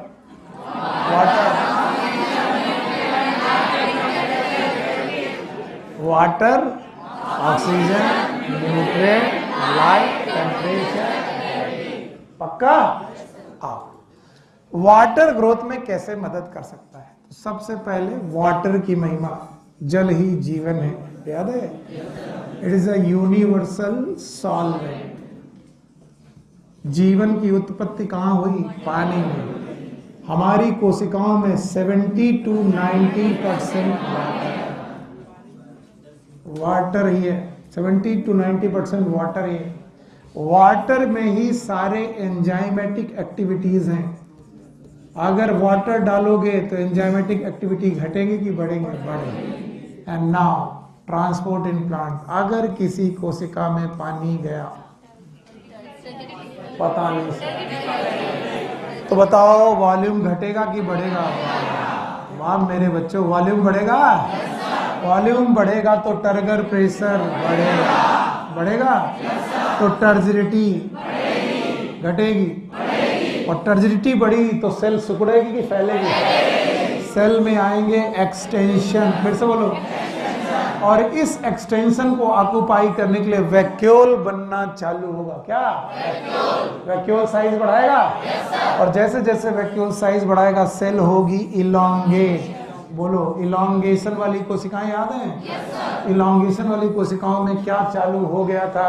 वैक्यूलेशन। और अगर कोई इलॉन्गेट हुआ तो ग्रोथ लंबाई में बढ़ेगी कि चौड़ाई में? लंबाई। बताओ कितनी फेजेस थी कोशिकाओं की? 3। वन इज मैरिज, दूसरा इलॉन्गेशन, तीसरा मैचुरेशन। तो बताओ कोशिकाएं इलॉन्गेट क्यों हो रही थी? क्योंकि वैक्यूल का साइज बढ़ रहा था। और वैक्यूल का साइज क्यों बढ़ रहा था? क्योंकि एंडोऑस्मोसिस हो रही थी। क्या हो रही थी? एंडोऑस्मोसिस हो रही, तो पानी घट रहा था कि बढ़ रहा था? पानी अंदर ना आता, एंडोऑस्मोसिस ना होती, वैक्यूल का साइज ना बढ़ता, सेल लंबाई में नहीं बढ़ती, टर्जिडिटी नहीं बढ़ती। तो अगर आपको सेल इलॉन्गेट या इनलार्ज करनी है, वाटर की जरूरत है। तो बोले सर ऑक्सीजन की क्या जरूरत है? बोले पागलवा, अगर ऑक्सीजन ना होती तो रेस्पायरेशन होता? बताओ रेस्पायरेशन कितने प्रकार के? 2। एक कौन? एरोबिक, दूसरा और higher plant are anaerobic, aerobic, aerobic. और अगर रेस्पायरेशन ना होता तो एटीपी ना बनता। भूल गए होंगे एटीपी बनते हैं? बनता है। एक ग्लूकोज से या तो 36 या तो 38, याद आया? और अगर फर्मेंटेशन हो गया तो 2। कुछ कैलकुलेशन याद है? कैलकुलेशन करके मजा आया था? और कोई भटकती आत्मा आ जाए तो सिखा दोगे? एक बार सिखा दो। तो बताओ अगर रेस्पायरेशन होगा तो क्या मिलेगी? एटीपी। और एटीपी से क्या मिलेगा? एनर्जी। और ये एनर्जी आपकी ग्रोथ के लिए जरूरी है। यस। और न्यूट्रिएंट की महिमा कौन नहीं जानता? न्यूट्रिएंट 2 प्रकार के, एक मैक्रो और एक माइक्रो। कौन पीके मग से? का मैक्रो। फेकू मंजन मॉलिबोरो निकिल पोलो, याद है? बेनिफिशियल याद है? नाकाम कोशिश, सोडियम, कोबाल्ट, सिलिकॉन, सेलेनियम। इसके अलावा कार्बोहाइड्रेट, प्रोटीन, फैट। ये सब न्यूट्रिएंट चाहिए। फिर बोलते हैं सर लाइट, अरे यार लाइट ना हो, फोटोसिंथेसिस, फोटो पीरियोडिज्म, टेम्परेचर ना हो तो एंजाइम की एक्टिविटी ना, जर्मिनेशन, और ग्रेविटी डिफाइन करेगी कि रूट नीचे जाएगी, स्टेम। तो इतने फैक्टर रट्टा मार के बताओ। Water, oxygen, nutrient, light, temperature, पक्का? अच्छा बताओ मेरे चैप्टर का नाम क्या है? तो क्या हमें प्लांट में दो चीजें पढ़नी है?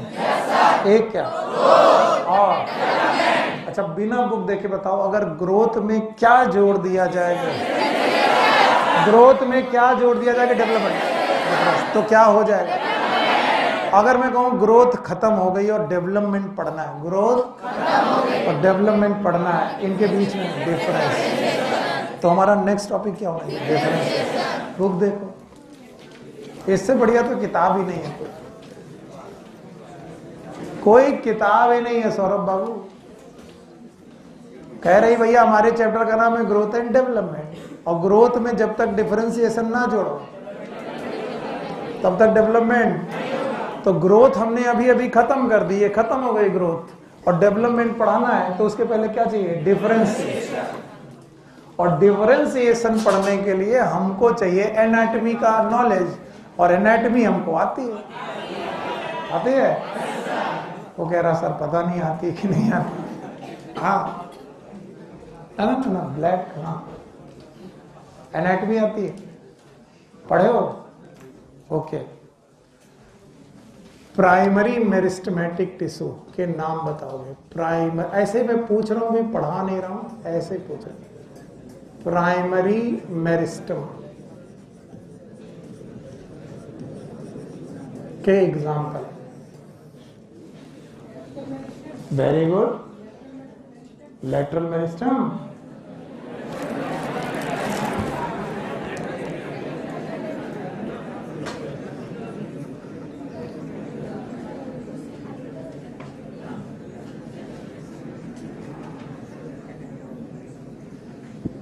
तुमने एनाटॉमी मुझसे पढ़ी थी? एग्जाम इस साल नहीं देना, अगले साल देना है।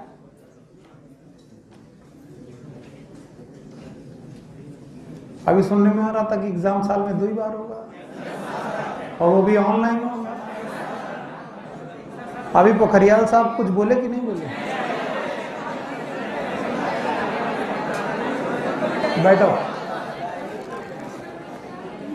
अरे छोड़ो यार, अरे छोड़ो, बताओ ई का है? एपिकल मेरिस्टेम, बताओ ई का है? एपिकल मेरिस्टेम, बताओ ई का है? ये सब प्राइमरी मेरिस्टेम है, बचपन से प्रेजेंट है, बाद में आया है, बचपन से। क्या ये कभी एम्ब्रियोनल एक्सिस में हुआ करता था? अब ध्यान सुनना, इस प्राइमरी मेरिस्टेम का नेचर है कि वो सेल डिवीजन करेगा, और जैसे ही सेल डिवीजन करेगा न्यू सेल बनेगी, ब्रांड न्यू सेल। एकदम सही। अब इस नई सेल में मॉडिफिकेशन होंगे। क्या होंगे? Modification.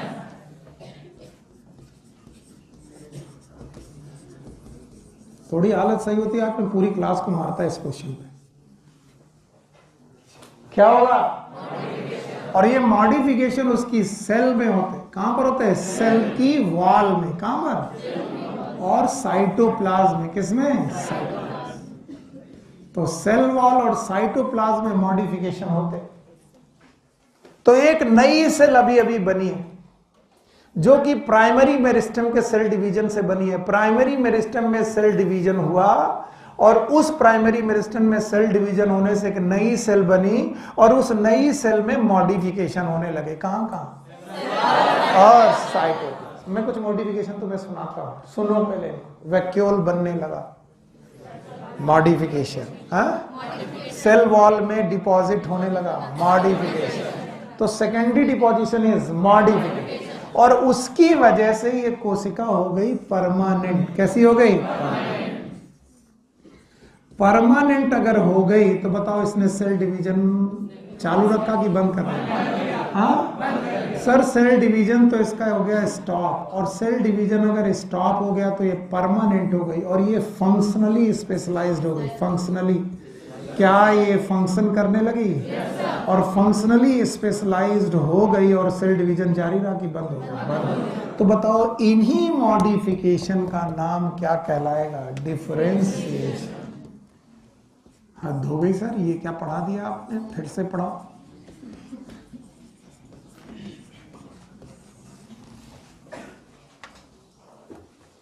Differentiation is known as any modification, मेरे साथ बोलो, in the cell wall and in cytoplasm of newly formed cell, बोलो क्या? By primary meristem which specialize them for particular function, which specialize them for particular function। पूरा तो बुलवा ही लूंगा मैं, स्पेशलाइज्ड फॉर पर्टिकुलर फंक्शन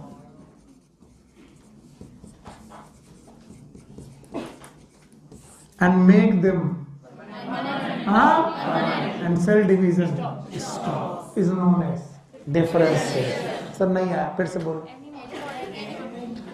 कोशिका की वाल में कोई भी बदलाव या उसके साइटोप्लाज्म में कोई भी बदलाव, इसको मारो गोली। कोशिका की वॉल में कोई बदलाव हो जाए या फिर उसके साइटोप्लाज्म में कोई बदलाव हो जाए जिससे कोशिका किसी पर्टिकुलर काम करने के लिए स्पेशलाइज्ड हो जाए। क्या करने के लिए?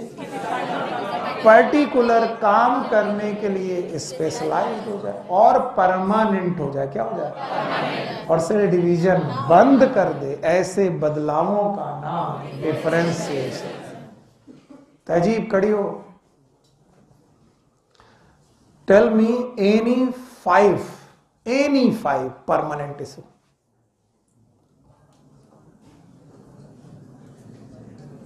Name them.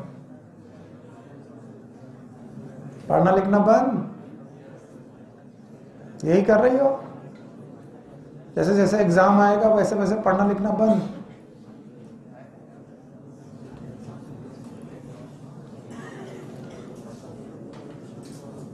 पहले दो बताओ, सिंपल एंड कॉम्प्लेक्स। बोलो पहला सिंपल में पैरेन्काइमा, दूसरा कोलेन्काइमा, तीसरा स्क्लेरेन्काइमा। सिंपल निपट लिए? सिंपल कितने प्रकार के? 2 3। बोलो कौन? Parenchyma, collenchyma, sclerenchyma. कॉम्प्लेक्स है कितने? 2। एक कौन? जाइलम कितने? 4। फ्लोएम कितने? 4। याद है? बोलो। वेसल। चलो बताते हैं। इट इज वेसल, ट्रैकी, इधर बोलो, sieve tube, companion cell, parenchyma, sclerenchyma. अब सुनो इसको, कोई भी नई सेल पैरेन्काइमा बन जाए, ये क्या है? कोई भी नई सेल कोलेन्काइमा बन जाए, क्या है? स्क्लेरेन्काइमा बन जाए। जाइलम का vessel, tracheid, parenchyma, sclerenchyma, sieve tube, कुछ भी बन जाए, बस क्या करना बंद कर दे? Cell division. और क्या हो जाए? Specialize for particular. अभी तभी बैठा लूंगा जब तुम सबके फंक्शन बताओगे। पैरेन्काइमा के फंक्शन। चुप रहो। तुमने एनाटॉमी पढ़ी थी मुझसे कि नहीं? तो फिर क्यों डांट खा रही हो? नहीं पढ़ी? बैठो। हाँ मेघा जी खड़ी हुई है। हाँ बताएं। पैरेन्काइमा के फंक्शन। स्टोरेज, फोटोसिंथेसिस, चलो भाई, स्टोरेज, फोटोसिंथेसिस, सिक्रीशन, बोलो। Storage, photosynthesis, support, water and mineral, food and organics. यानी हर permanent tissue is specialised for particular function. First thing, it is specialized for particular function. It is specialized, it will not perform cell division. अब जब आप घर जाओगे तो आपके घर में क्या क्वेश्चन मिलेगा एनसीईआरटी में? बोले डिफरेंशिएशन है किसी भी नई सेल का ट्रैकियरी एलिमेंट बन जाना। तो अब आपको लगेगा ट्रैकियरी एलिमेंट क्या भला है? ट्रैकियरी एलिमेंट का मतलब दो, या तो वेसल, फिर से बोलो, या तो ट्रैकी, बोथ आर ट्रैकियरी एलिमेंट। अब बताओ वेसल, बताओ लिविंग की डेड? हाँ, प्रोटोप्लाज्म है कि नहीं है? नहीं है। बताओ यहाँ सेकेंडरी डिपोजिशन है? बताओ लिग्निन है? सेलुलोज है? लिग्नोसेलुलोज, रिजिड की बेटा सॉफ्ट, रिजिड। साइटोप्लाज्म है कि नहीं है? नहीं है। तो क्या इसकी सेल वॉल में भी चेंज है? साइटोप्लाज्म में भी चेंज है। और वेसल लिविंग है कि डेड है? डेड। और क्या ये पर्टिकुलर फंक्शन कर रहा है? और क्या इसका सेल डिवीजन खत्म हो गया है? क्या ये डिफरेंशिएशन है? Yes sir. जब घर जाओगे तो डिफरेंशिएशन ऐसे लिखा मिलेगा। डिफरेंशिएशन लिखेगा, डिफरेंशिएशन में कोई नई सेल जो होती है वो वेसल बन जाती है। अरे वेसल का है, पैरेन्काइमा बन गई तब भी डिफरेंशिएशन है, कोलेनकाइमा बन गई तब भी डिफरेंस, स्क्लेरेनकाइमा बन गई तब भी डिफरेंशिएशन, जाइलम बन गई तब भी डिफरेंशिएशन, फ्लोएम बन गई तब भी डिफरेंशिएशन। एनी हाउ आप कोई ऐसा मॉडिफिकेशन कर दे, कहां कर दे? या तो कहां कर दें? सेल वाला, या तो ताकि नई सेल डिवीजन करना भूल जाए और एक पर्टिकुलर फंक्शन करना चालू कर दे। वैसे तो नई सेल जो मेरिस्मेटिक सेल होती है उनको केवल एक ही काम आता है, सेल डिवीजन। पहले तो वो क्या भूलें, और डिवीजन भूलने के बाद क्या करने लगे? कोई पर्टिकुलर फंक्शन। पैरेन्काइमा का कोई पर्टिकुलर फंक्शन है? कोलेनकाइमा का, स्क्लेरेनकाइमा का, जाइलम का, फ्लोएम का। नई सेल का जाइलम बन जाना, इट इज डिफरेंशिएशन। नहीं है डिफरेंशिएशन। नई सेल का कोलेनकाइमा बन जाए, डिफरेंशिएशन। अब मुझे डेफिनेशन चाहिए, ये ऐसे लिखी रहेगी नहीं तो। What is differentiation? Any modification या फिर change, any change in cell wall or cytoplasm of newly formed cell from primary meristem, which make them specialized for particular function and also make them permanent. make दिया? That is known as differentiation. अब ध्यान सुनो, कुछ differentiation ऐसे हैं जो वापस कभी नहीं लौट सकते। जैसे तुम वेसल बन गए तो डेड हो गए, अब वापस नहीं लौट सकते। ट्रैकीड बन गए तो डेड हो गए, वापस नहीं लौट सकते। स्क्लेरेनकाइमा बन गए तो डेड हो गए, स्क्लेरेनकाइमा बन गए तो डेड हो गए। लेकिन there are some tissues which are living but permanent. जैसे क्या? पैरेन्काइमा, कोलेनकाइमा, स्क्लेरेनकाइमा डेड है। कौन? पैरेन्काइमा, और उसमें भी उसमें भी गॉट इट। मैं एक डायग्राम का सहारा लूंगा। अगर तुम्हें एनाटॉमी थोड़ी सी याद होगी तो तुम काम कर जाओगे, नहीं तो तुम मरोगे। अगर ये स्टेम है और ये हम वेस्कुलर बंडल की बात कर रहे हैं, एकदम शांत रहिए। और ये वेस्कुलर कैम्बियम है। कैसी कैम्बियम है? Vascular intrafascicular cambium. जवाब चाहिए मुझे। ये था एपिडर्मिस, बोलो क्या? फिर हाइपोडर्मिस के बाद कॉर्टेक्स, फिर एंडोडर्मिस, फिर पेरिसाइकल। पक्का? एक बार फिर से बोलो, epidermis, hypodermis, cortex, endodermis, pericycle. अब बताओ पेरिसाइकल किसकी बनी? हाँ, तो ये जो टिश्यू है जो फ्लोएम के बीच में, ये क्या है? पैरेन्काइमा। ये क्या है? ये सब पैरेन्काइमा है, और पैरेन्काइमा इस मेरिस्टेमेटिक की परमानेंट। क्या कभी कभी ये पैरेन्काइमा मेरिस्टेमेटिक होती है? ये इंट्राफेसिकुलर और ये इंटरफेसिकुलर, फिर इंटर, फिर इंट्रा, फिर इंट्रा, और एक रिंग बनती है। और या तो चले जाओ कॉर्टेक्स में, कहां पर? पूरा कॉर्टेक्स पैरेन्काइमा का है? No sir. और क्या यहाँ पर एक कैम्बियम है? हाँ बताओ, तो क्या कभी कभी परमानेंट टिश्यू भी मेरिस्टेमेटिक बन जाते हैं? यानी डिफरेंशिएशन का उल्टा हो सकता है? नो सर, इट इज उल्टा ऑफ डिफरेंशिएशन इज रीडिफरेंशिएशन। पर भाइयों बहनों, dedifferentiation always produce primary meristematic, secondary. तो अब मैं लिखूंगा कि सम टाइम दीज पैरेन्काइमा और the permanent tissue they will perform primary meristem की सेकेंडरी में सेकेंडरी, और सेकेंडरी मेरिस्टेम का बन जाना it is known as dedifferentiation. बोलो व्हाट इज डी डिफरेंशिएशन? नहीं, मजा नहीं आया। What is D differentiation? It is a conversion of permanent tissue into secondary meristematic tissue. Primary की सेकेंडरी वरना डिफाइन नहीं कर पाओगे, कभी डिफाइन नहीं कर पाओगे। What is D differentiation? It is a उल्टा ऑफ। अब मैं एक स्टेप में बताऊं तो मेरिस्टेम से परमानेंट डिफरेंसेस और परमानेंट से मेरिस्टेमेटिक डी डिफरेंस। मैं 3 बार नहीं पढ़ा पाऊंगा, एक बार में सुनो कि सर एक कल फिर पढ़ा दीजिएगा, ऐसे नहीं हो पाएगा। मैं पूछूं what is D differentiation?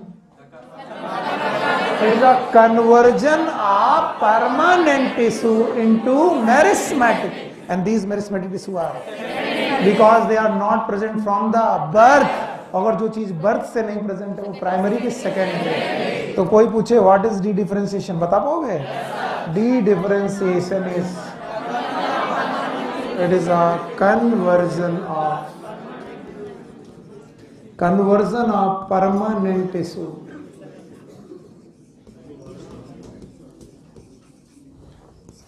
into secondary meristematic tissue। तो जितनी भी प्राइमरी ग्रोथ है, एवरीवन हियर एंड आंसर, जितनी भी प्राइमरी ग्रोथ है, कैसी ग्रोथ? उसमें क्या चल रहे हैं? क्योंकि पहली बार चीजें लंबाई में बढ़ रही हैं, चौड़ाई में। तो all the primary growth are the example of पक्का and the formation of cork cambium and vascular cambium.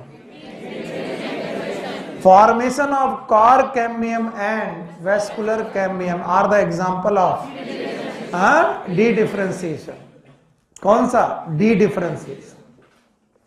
तो सेकेंडरी मेरिस्टेम के एग्जाम्पल हैं like cork cambium. No, why secondary cortex? Secondary cortex is a permanent tissue. हाँ तो अभी तो वो नहीं बनाया ना मैंने, एकदम पकड़ लिया हो तो। अभी तुमको बोला गया कि कॉर कैम्बियम बन जाना और वेस्कुलर कैम्बियम बन जाना, अभी कैम्बियम तक पहुंचे हो केवल।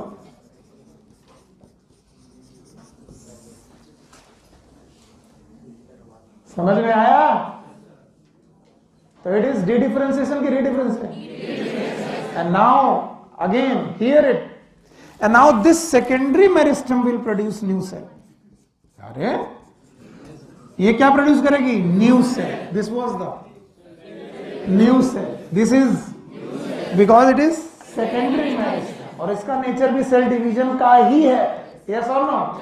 एंड नाउ इस न्यू सेल में फिर से क्या होंगे? मॉडिफिकेशन। कहां पर? साइटोप्लाज्म। और फिर से क्या बनेंगे? Permanent tissue. फिर से बोलो। और फिर से क्या बनेंगे? Parenchyma, collenchyma, sclerenchyma, xylem, phloem. और अब की बार बनेंगे किससे? किससे? कॉर कैम्बियम और वेस्कुलर कैम्बियम। तो लंबाई में कि चौड़ाई में? फिर से बोलो। इसका मतलब ये जो डिफरेंशिएशन होगा ये डी डिफरेंशिएशन की रीडिफरेंशिएशन।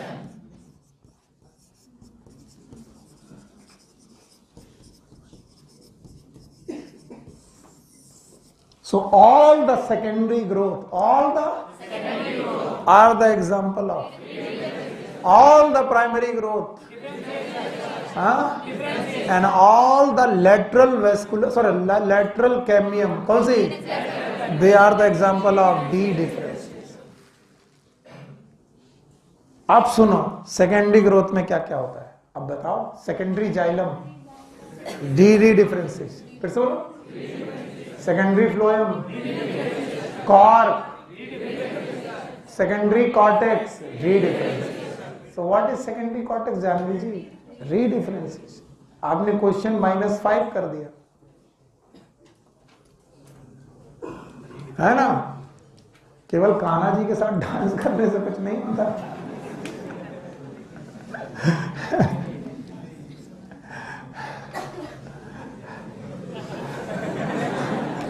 है कि नहीं शिखा?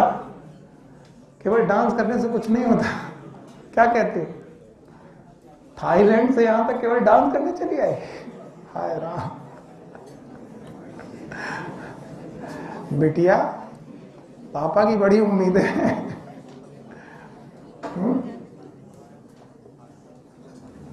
हम लोग डांस करेंगे। कब करेंगे? कसम से तुम एक बार सेलेक्ट तो हो, फिर हम ऐसा लोट पोट के डांस करेंगे, नागिन dance, and that will give a valid reason. हम कहेंगे मुक्त हुए, वही मुक्ति मिलती है जैसे बिटिया का ब्याह कर देते हैं ना, वही मुक्ति मिलती है कि अब चलो झंझट छूटा, अब ना दिखाई पड़ोगे। आओगे तो होली दिवाली खिचड़ी छमाई कभी कभी आओगे बिल्ले। अब तुम लोग को जाना चाहिए, सेलेक्ट होकर के निकल लो, और यही नाचते रहोगे तो मेडिकल कॉलेज में कब नाचो? यही नहीं, मुझे बाबुल का देश। सो व्हाट इज रीडिफरेंशिएशन? एक बार बोलो, what is रीडिफरेंशिएशन? It is any modification in cell wall and cytoplasm of newly formed cell from secondary meristem. If it is from, it is known as differentiation. And it is from secondary meristem and base. और हमारे sir होते तो हमें बहुत थप्पड़ी आते, बोले क्या उतनी देर से घंटा भर लगाया? बोले ऐसे पढ़ाओ, मेरिस्टम से परमानेंट डिफरेंशिएशन, परमानेंट से मेरिस्टम और फिर से रीडिफरेंशिएशन। री मतलब दोबारा नहीं आया, बोलो डिफरेंशिएशन। पर मुझे मालूम है तुम जवाब नहीं दे पाओगे, क्योंकि जिस दिन मैं पूछूंगा कि secondary growth is example of differentiation की redifferentiation, primary growth is example of, तो अगर डिफरेंशिएशन पहली बार हुआ तो डिफरेंशिएशन, और डिफरेंशिएशन सेकेंडरी ग्रोथ से हुआ रीडिफरेंशिएशन, और परमानेंट टिश्यू अगर बेटा मेरिस्मेटिक्स, तो क्या बोला? D differentiation. तो कॉर्क कैम्बियम किससे बने? डी डिफरेंशिएशन से। टाइम बड़ी जल्दी भाग रहा।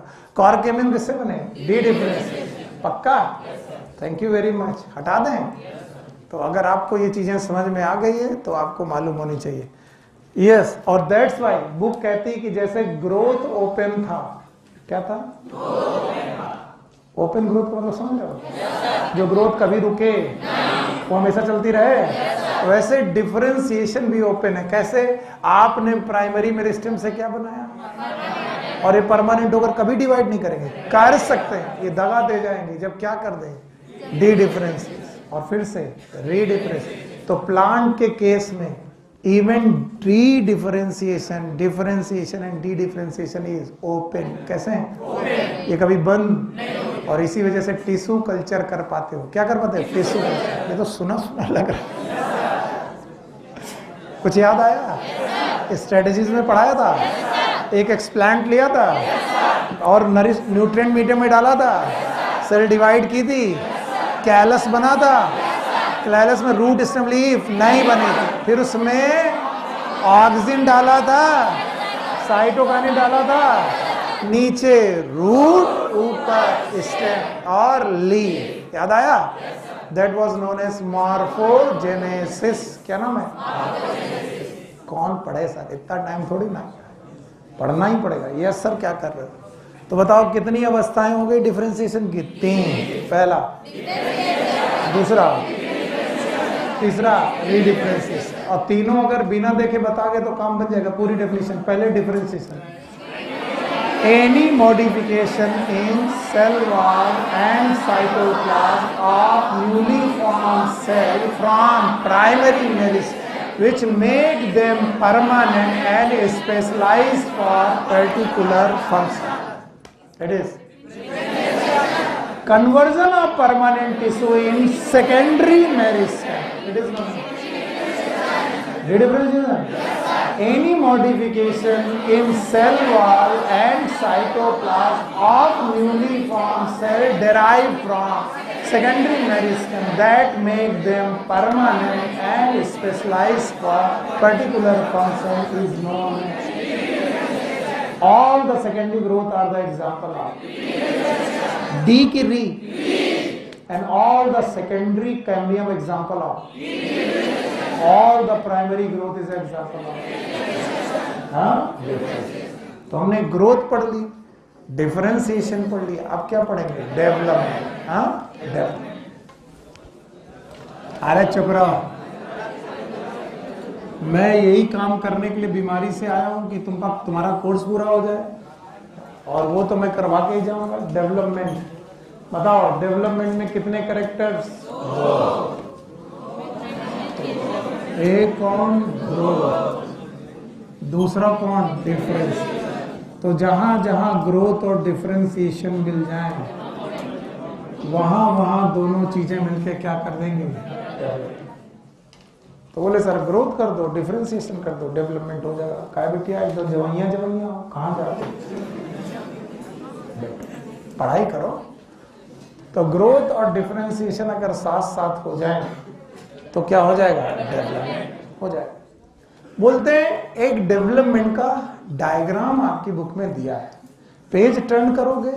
हर बार मैं ऐसे ही पढ़ाता हूँ, इस बार भी पढ़ाऊंगा। बोले एक मेरिस्टेमेटिक कोशिका थी भैया, लिख लो मेरिस्टेमेटिक कोशिका थी।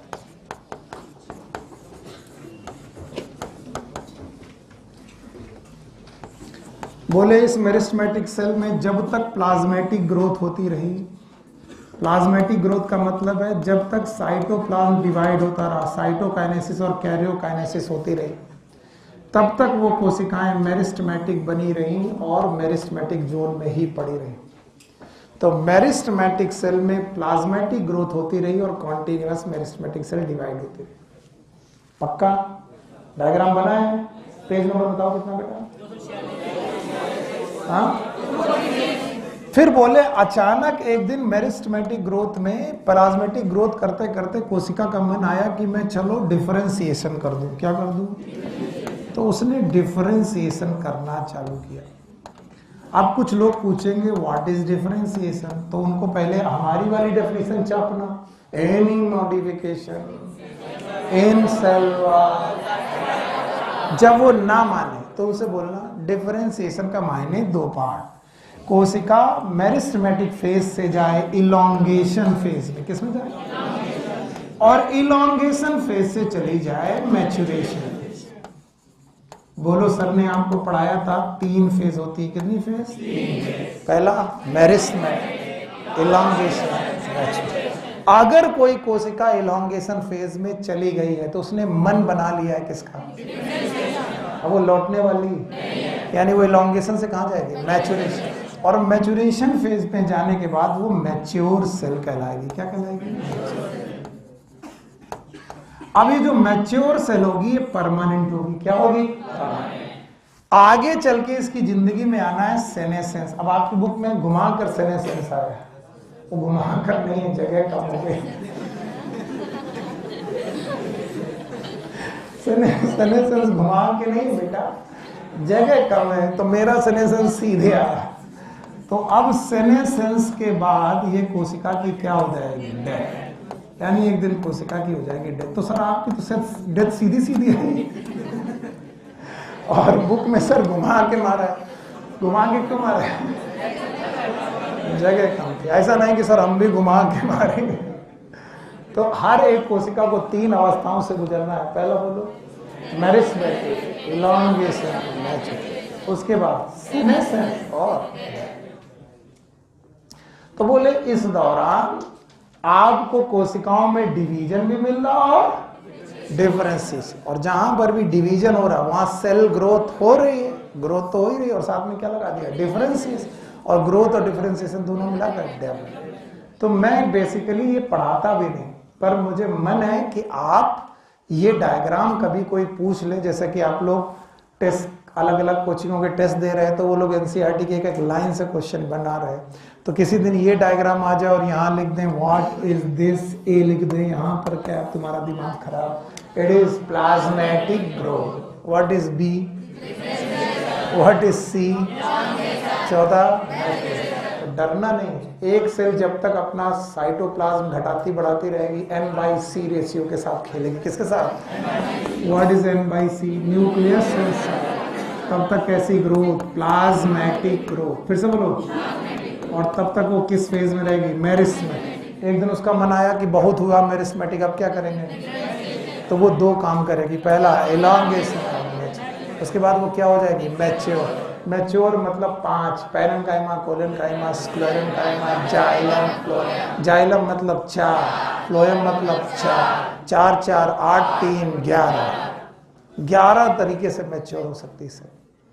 4 जाइलम, 4 फ्लोएम, 3 सिंपल, पक्का। और फिर मैच्योर हो करके क्या हो सकती है? 7। पर भाइयों बहनों इसमें 3 लाइनें जोड़नी है। ये बुक ने नहीं जोड़ी, पर तुम जोड़ दो क्योंकि पढ़ाई है। अगर ये पहली बार हो रहा है तो no doubt sir it is differentiation. फिर से बोलो।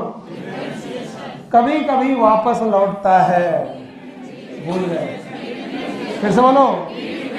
और फिर वापस लौटता है, नहीं आया तो बताओ। ये वाला, ये वाला और ये वाला, क्या ये कभी बंद होगा? नहीं, चलता रहेगा। यस। तो डरने की जरूरत ही नहीं। पहली बार हो डिफरेंशिएशन, डिफरेंशिएशन वाली चीज फिर से मेरिस्टेमेटिक की तरफ लौटे, डी डिफरेंशिएशन, और वापस रीडिफरेंशिएशन। तो ये रही डेवलपमेंट की कुछ कहानी। डेवलपमेंट में छोटा सा टॉपिक है and that is known as plasticity. क्या बोलते हैं? प्लास्टिसिटी। हटा दें इसे, इसमें क्या दिक्कत है? The next topic is plasticity. तो कल जुम्मा है इसलिए मैं 5 मिनट ज्यादा ले रहा हूं आज। ले ले भैया भाई, कल तुम 5 मिनट पहले बोलो तो आज हम तुम्हारे 5 मिनट ज्यादा। वैसे भी मैं ज्यादा पढ़ाने में विश्वास नहीं करता और ना कम पढ़ाने में विश्वास करता हूँ। सही टाइम पे आओ, सही टाइम पे। अच्छा मैं ज्यादा क्यों पढ़ा रहा हूँ? कल तुम 5 मिनट पहले सर जुम्मा है, जाना है, ये थोड़ी ना। Plasticity, what is plasticity? It is a special type of development, a special type of growth or development of development। Definition लिखेंगे तो आप थोड़ी देर चकरा जाएंगे, इसलिए पहले हम चकराते हैं आपको, फिर उसके बाद उसकी बात बताएंगे। Plant follows different pathways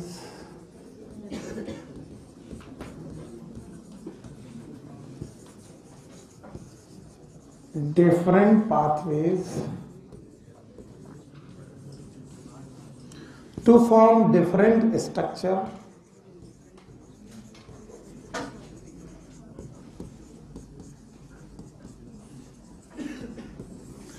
in different phase of life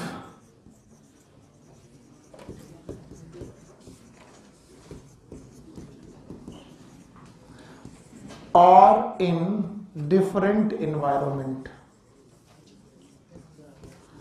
कसम से कह रहे हैं इसमें डिफरेंट के अलावा कुछ समझ नहीं आ रहा। इतने सारे डिफरेंट है। Plant follows different to form different structure in different phase of life in different environment. 4 बार डिफरेंट आया, पता नहीं चल पा रहा कि अनुप्रास अलंकार है कि यमक अलंकार। अनुप्रास नहीं है क्या? हर डिफरेंट का मतलब अलग है।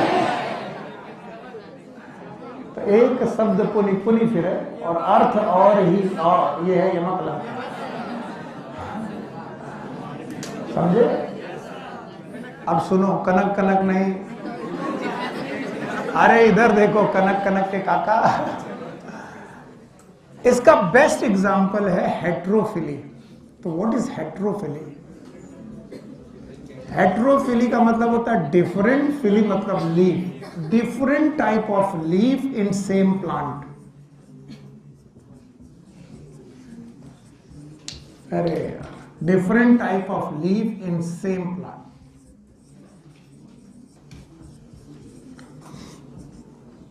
एक ही प्लांट में अलग अलग प्रकार की पत्तियों का होना, it is known as heterophylly. अब सुनो, बोलते हैं अगर बाजार में तुम अभी अभी धनिया खरीदने जाओ तो चौड़े पत्ती वाली धनिया मिलेगी। तो बाजार में खरीदने के बजाय तुम खेत में जाओ। जब तुम अभी धनिया के पौधे उगाओगे, शुरुआत में जो पौधे जो होंगे जुवेनाइल फेज के, किस फेज के? वैसे इसे वेजिटेटिव फेज बोलनी चाहिए। कौन सी फेज? बताओ, किसी की जिंदगी में कितनी अवस्थाएं? 3, बचपन, जवानी।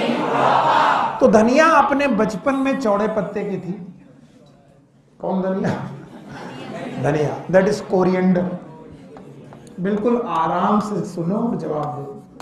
तो coriander having the large leaf in their vegetative phase and the same coriander, अगर वो पौधा लगा रहे खेत में तो यही पत्तियां, the same leaf, they become hairy. इसीलिए दो अलग अलग समय में जब तुम धनिया खरीदने जाते हो तो एक समय पर चौड़ी पत्ते की धनिया मिलती है और एक प्रकार पर हेयरी धनिया मिलती है। कारण क्या है? क्या वो वैरायटी अलग है? नहीं, वो अपनी फेज में आ गए। वो वेजिटेटिव से किस फेज में पहुंच गई है? रिप्रोडक्टिव। धनिया अपनी रिप्रोडक्टिव फेज में अपनी पत्तियों को कैसा कर देती है? तो बताओ, पत्ती एक है कि दो है? दो है, दो प्रकार की, कभी चौड़ी कभी हेयरी, पर एक ही समय पर कि अलग अलग? तो बताओ, इस प्लांट ने इन दोनों पत्तियों को बनाने के लिए सेम पाथवे फॉलो किया कि डिफरेंट? सुन लो भाई, फिर जाओ। इस कोरिएंडर नाम के प्लांट ने डिफरेंट पाथवे यूज किए होंगे इन दोनों पत्तियों को बनाने के लिए, to form different structures in different phase of life. Different, ये मत पढ़ो आप, ये नीचे वाली लाइन मत पढ़ो, अब पढ़ो। प्लांट फॉलो, प्लांट की जगह कोरिएंडर बोलो, बोलो कोरिएंडर प्लांट फॉलोज,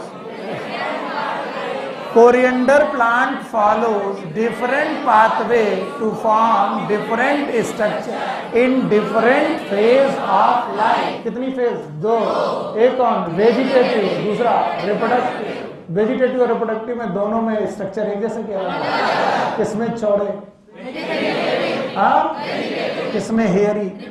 तो तुमने फेज ऑफ लाइफ अलग की तो स्ट्रक्चर अलग हैं। इसका मतलब इनको दोनों को बनाने के लिए पाथवे एक की अलग अलग। ऐसा काम कोरिएंडर के साथ कर सकते हो, लार्कस्पर के साथ कर सकते हो और कॉटन के साथ कर सकते हो। कॉटन की भी पत्तियां दो प्रकार की हैं, लार्कस्पर की भी है, कोरिएंडर की भी दो प्रकार की, इवन गाजर की भी पत्तियां दो प्रकार की होती हैं, शुरुआत में चौड़ी, बाद में हेयर।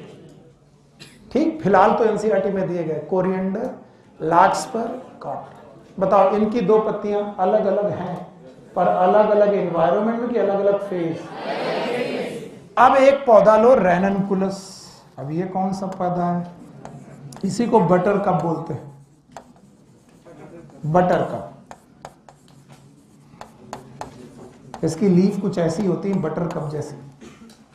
अब होगा क्या कि इसका पौधे का कुछ पार्ट पानी के अंदर और कुछ पानी के ऊपर, it is inside the water. तो वाटर के अंदर जो पत्तियां वो हेयरी हैं हेयर लीफ, और वाटर के ऊपर जो पत्तियां हैं वो चौड़ी है, बटर कप लाइक है, ब्रॉड लीफ। अब एक ही पौधे में एक ही समय पर, ऐसा नहीं कि ये बचपन में और ये रिप्रोडक्टिव में नहीं, एक ही समय पर दो प्रकार की पत्तियां हैं, पर दोनों पत्तियों में फेज का डिफरेंट है कि इन्वायरमेंट। इन्वायरमेंट। अब ये वाला मत पढ़ना, अब पढ़ो बटर का, फिर से बोलो, बटर का plant follow different pathway to form different structure in different environment. तो ये वाली बात किसके लिए थी? कॉटन के। और ये वाली बटर का। तो बताओ इसमें कितने प्रकार की पत्तियां? दो। इसमें भी कितनी? ये भी हेट्रोफिली, ये भी हेट्रोफिली। ये भी एक प्लांट में दो पत्तियां, ये भी एक प्लांट में दो, ये एक प्लांट में दो पत्तियां, एक ही समय की अलग अलग, ये एक ही समय लेकिन अलग अलग इन्वायरमेंट, यहाँ एक ही इन्वायरमेंट लेकिन अलग अलग समय। अब डेफिनेशन बोलो बिना देखे। Plant follow different pathway to form different structure, different phase of life. और पक्का? सूर्य जवाब दो। अब अगर मैंने देखा, इधर देखो, अगर मैंने देखा कि मेरे पास एक पौधा था, इसका नाम है कुकुरबिट, कुकुरबिट्स, ठीक है। इसकी एग्जाइल में से एक बड निकली। क्या निकली? और दूसरा कुकुरबिट का प्लांट है, द सेम कुकुरबिट प्लांट में भी दूसरी एग्जाइल में से भी एक बड निकली, द सेम प्लांट। एक कुकुरबिट प्लांट ने यहां पर एक ब्रांच निकाल दी। क्या निकाल दी? ब्रांच। और एक ने निकाल दी टेंड्रिल। क्या निकाल दी? Tendril. The plant is structure is same, लेकिन इनका फॉर्मेशन अलग। एक ने क्या बनाया? ब्रांच। एक ने बनाया टेंड्रिल। क्या आपको याद है? एक्सिलरी, बड, टेंड्रिल। कौन कौन था? कुकुरबिट। याद है? अच्छा, एक बार और सुनो।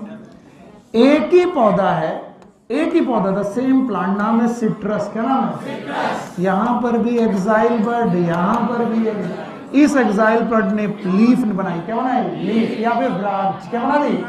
और इसने बना दिया थॉर्न। बर्ड है, एक्साइल, बर्ड है, पर स्ट्रक्चर सेम के अलावा इट इज प्लास्टिक। जब कोई एक ओरिजिन का स्ट्रक्चर एक फॉर्म में बने कि अलग अलग, अलग अलग, और उसको बनाने के लिए एक पाथवे की अलग अलग, अलग अलग, may be in different phase of life, different environment. यहां पर इन्वायरमेंट का ये असर हुआ कि एक कांटा बन गया, वहां पर इन्वायरमेंट का ये असर हुआ कि वो लीफ। तो अब बताओ, इस पूरी डेफिनेशन को बता पाओगे? What is plasticity? Plant follows different pathway to form different structure, different phase of life or in different environment. Different phase of life के कितने एग्जाम्पल? 3, 2, कोरिएंडर, लार्कस्पर, और ये क्या शो करते हैं? हेट्रोफिली। हेट्रो मतलब सेम की different? Different type of leaf. Yes और नो? अब नाउ रेननकुलस, क्या यहां पर भी हेट्रोफिली है? लेकिन कहां? पक्का?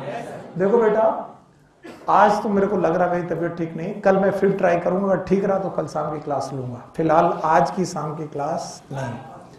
ओ भाग रहा, तो बैठो, चलो आधा घंटा और लो। ऐसा कहा जाना है तो मुखला इधर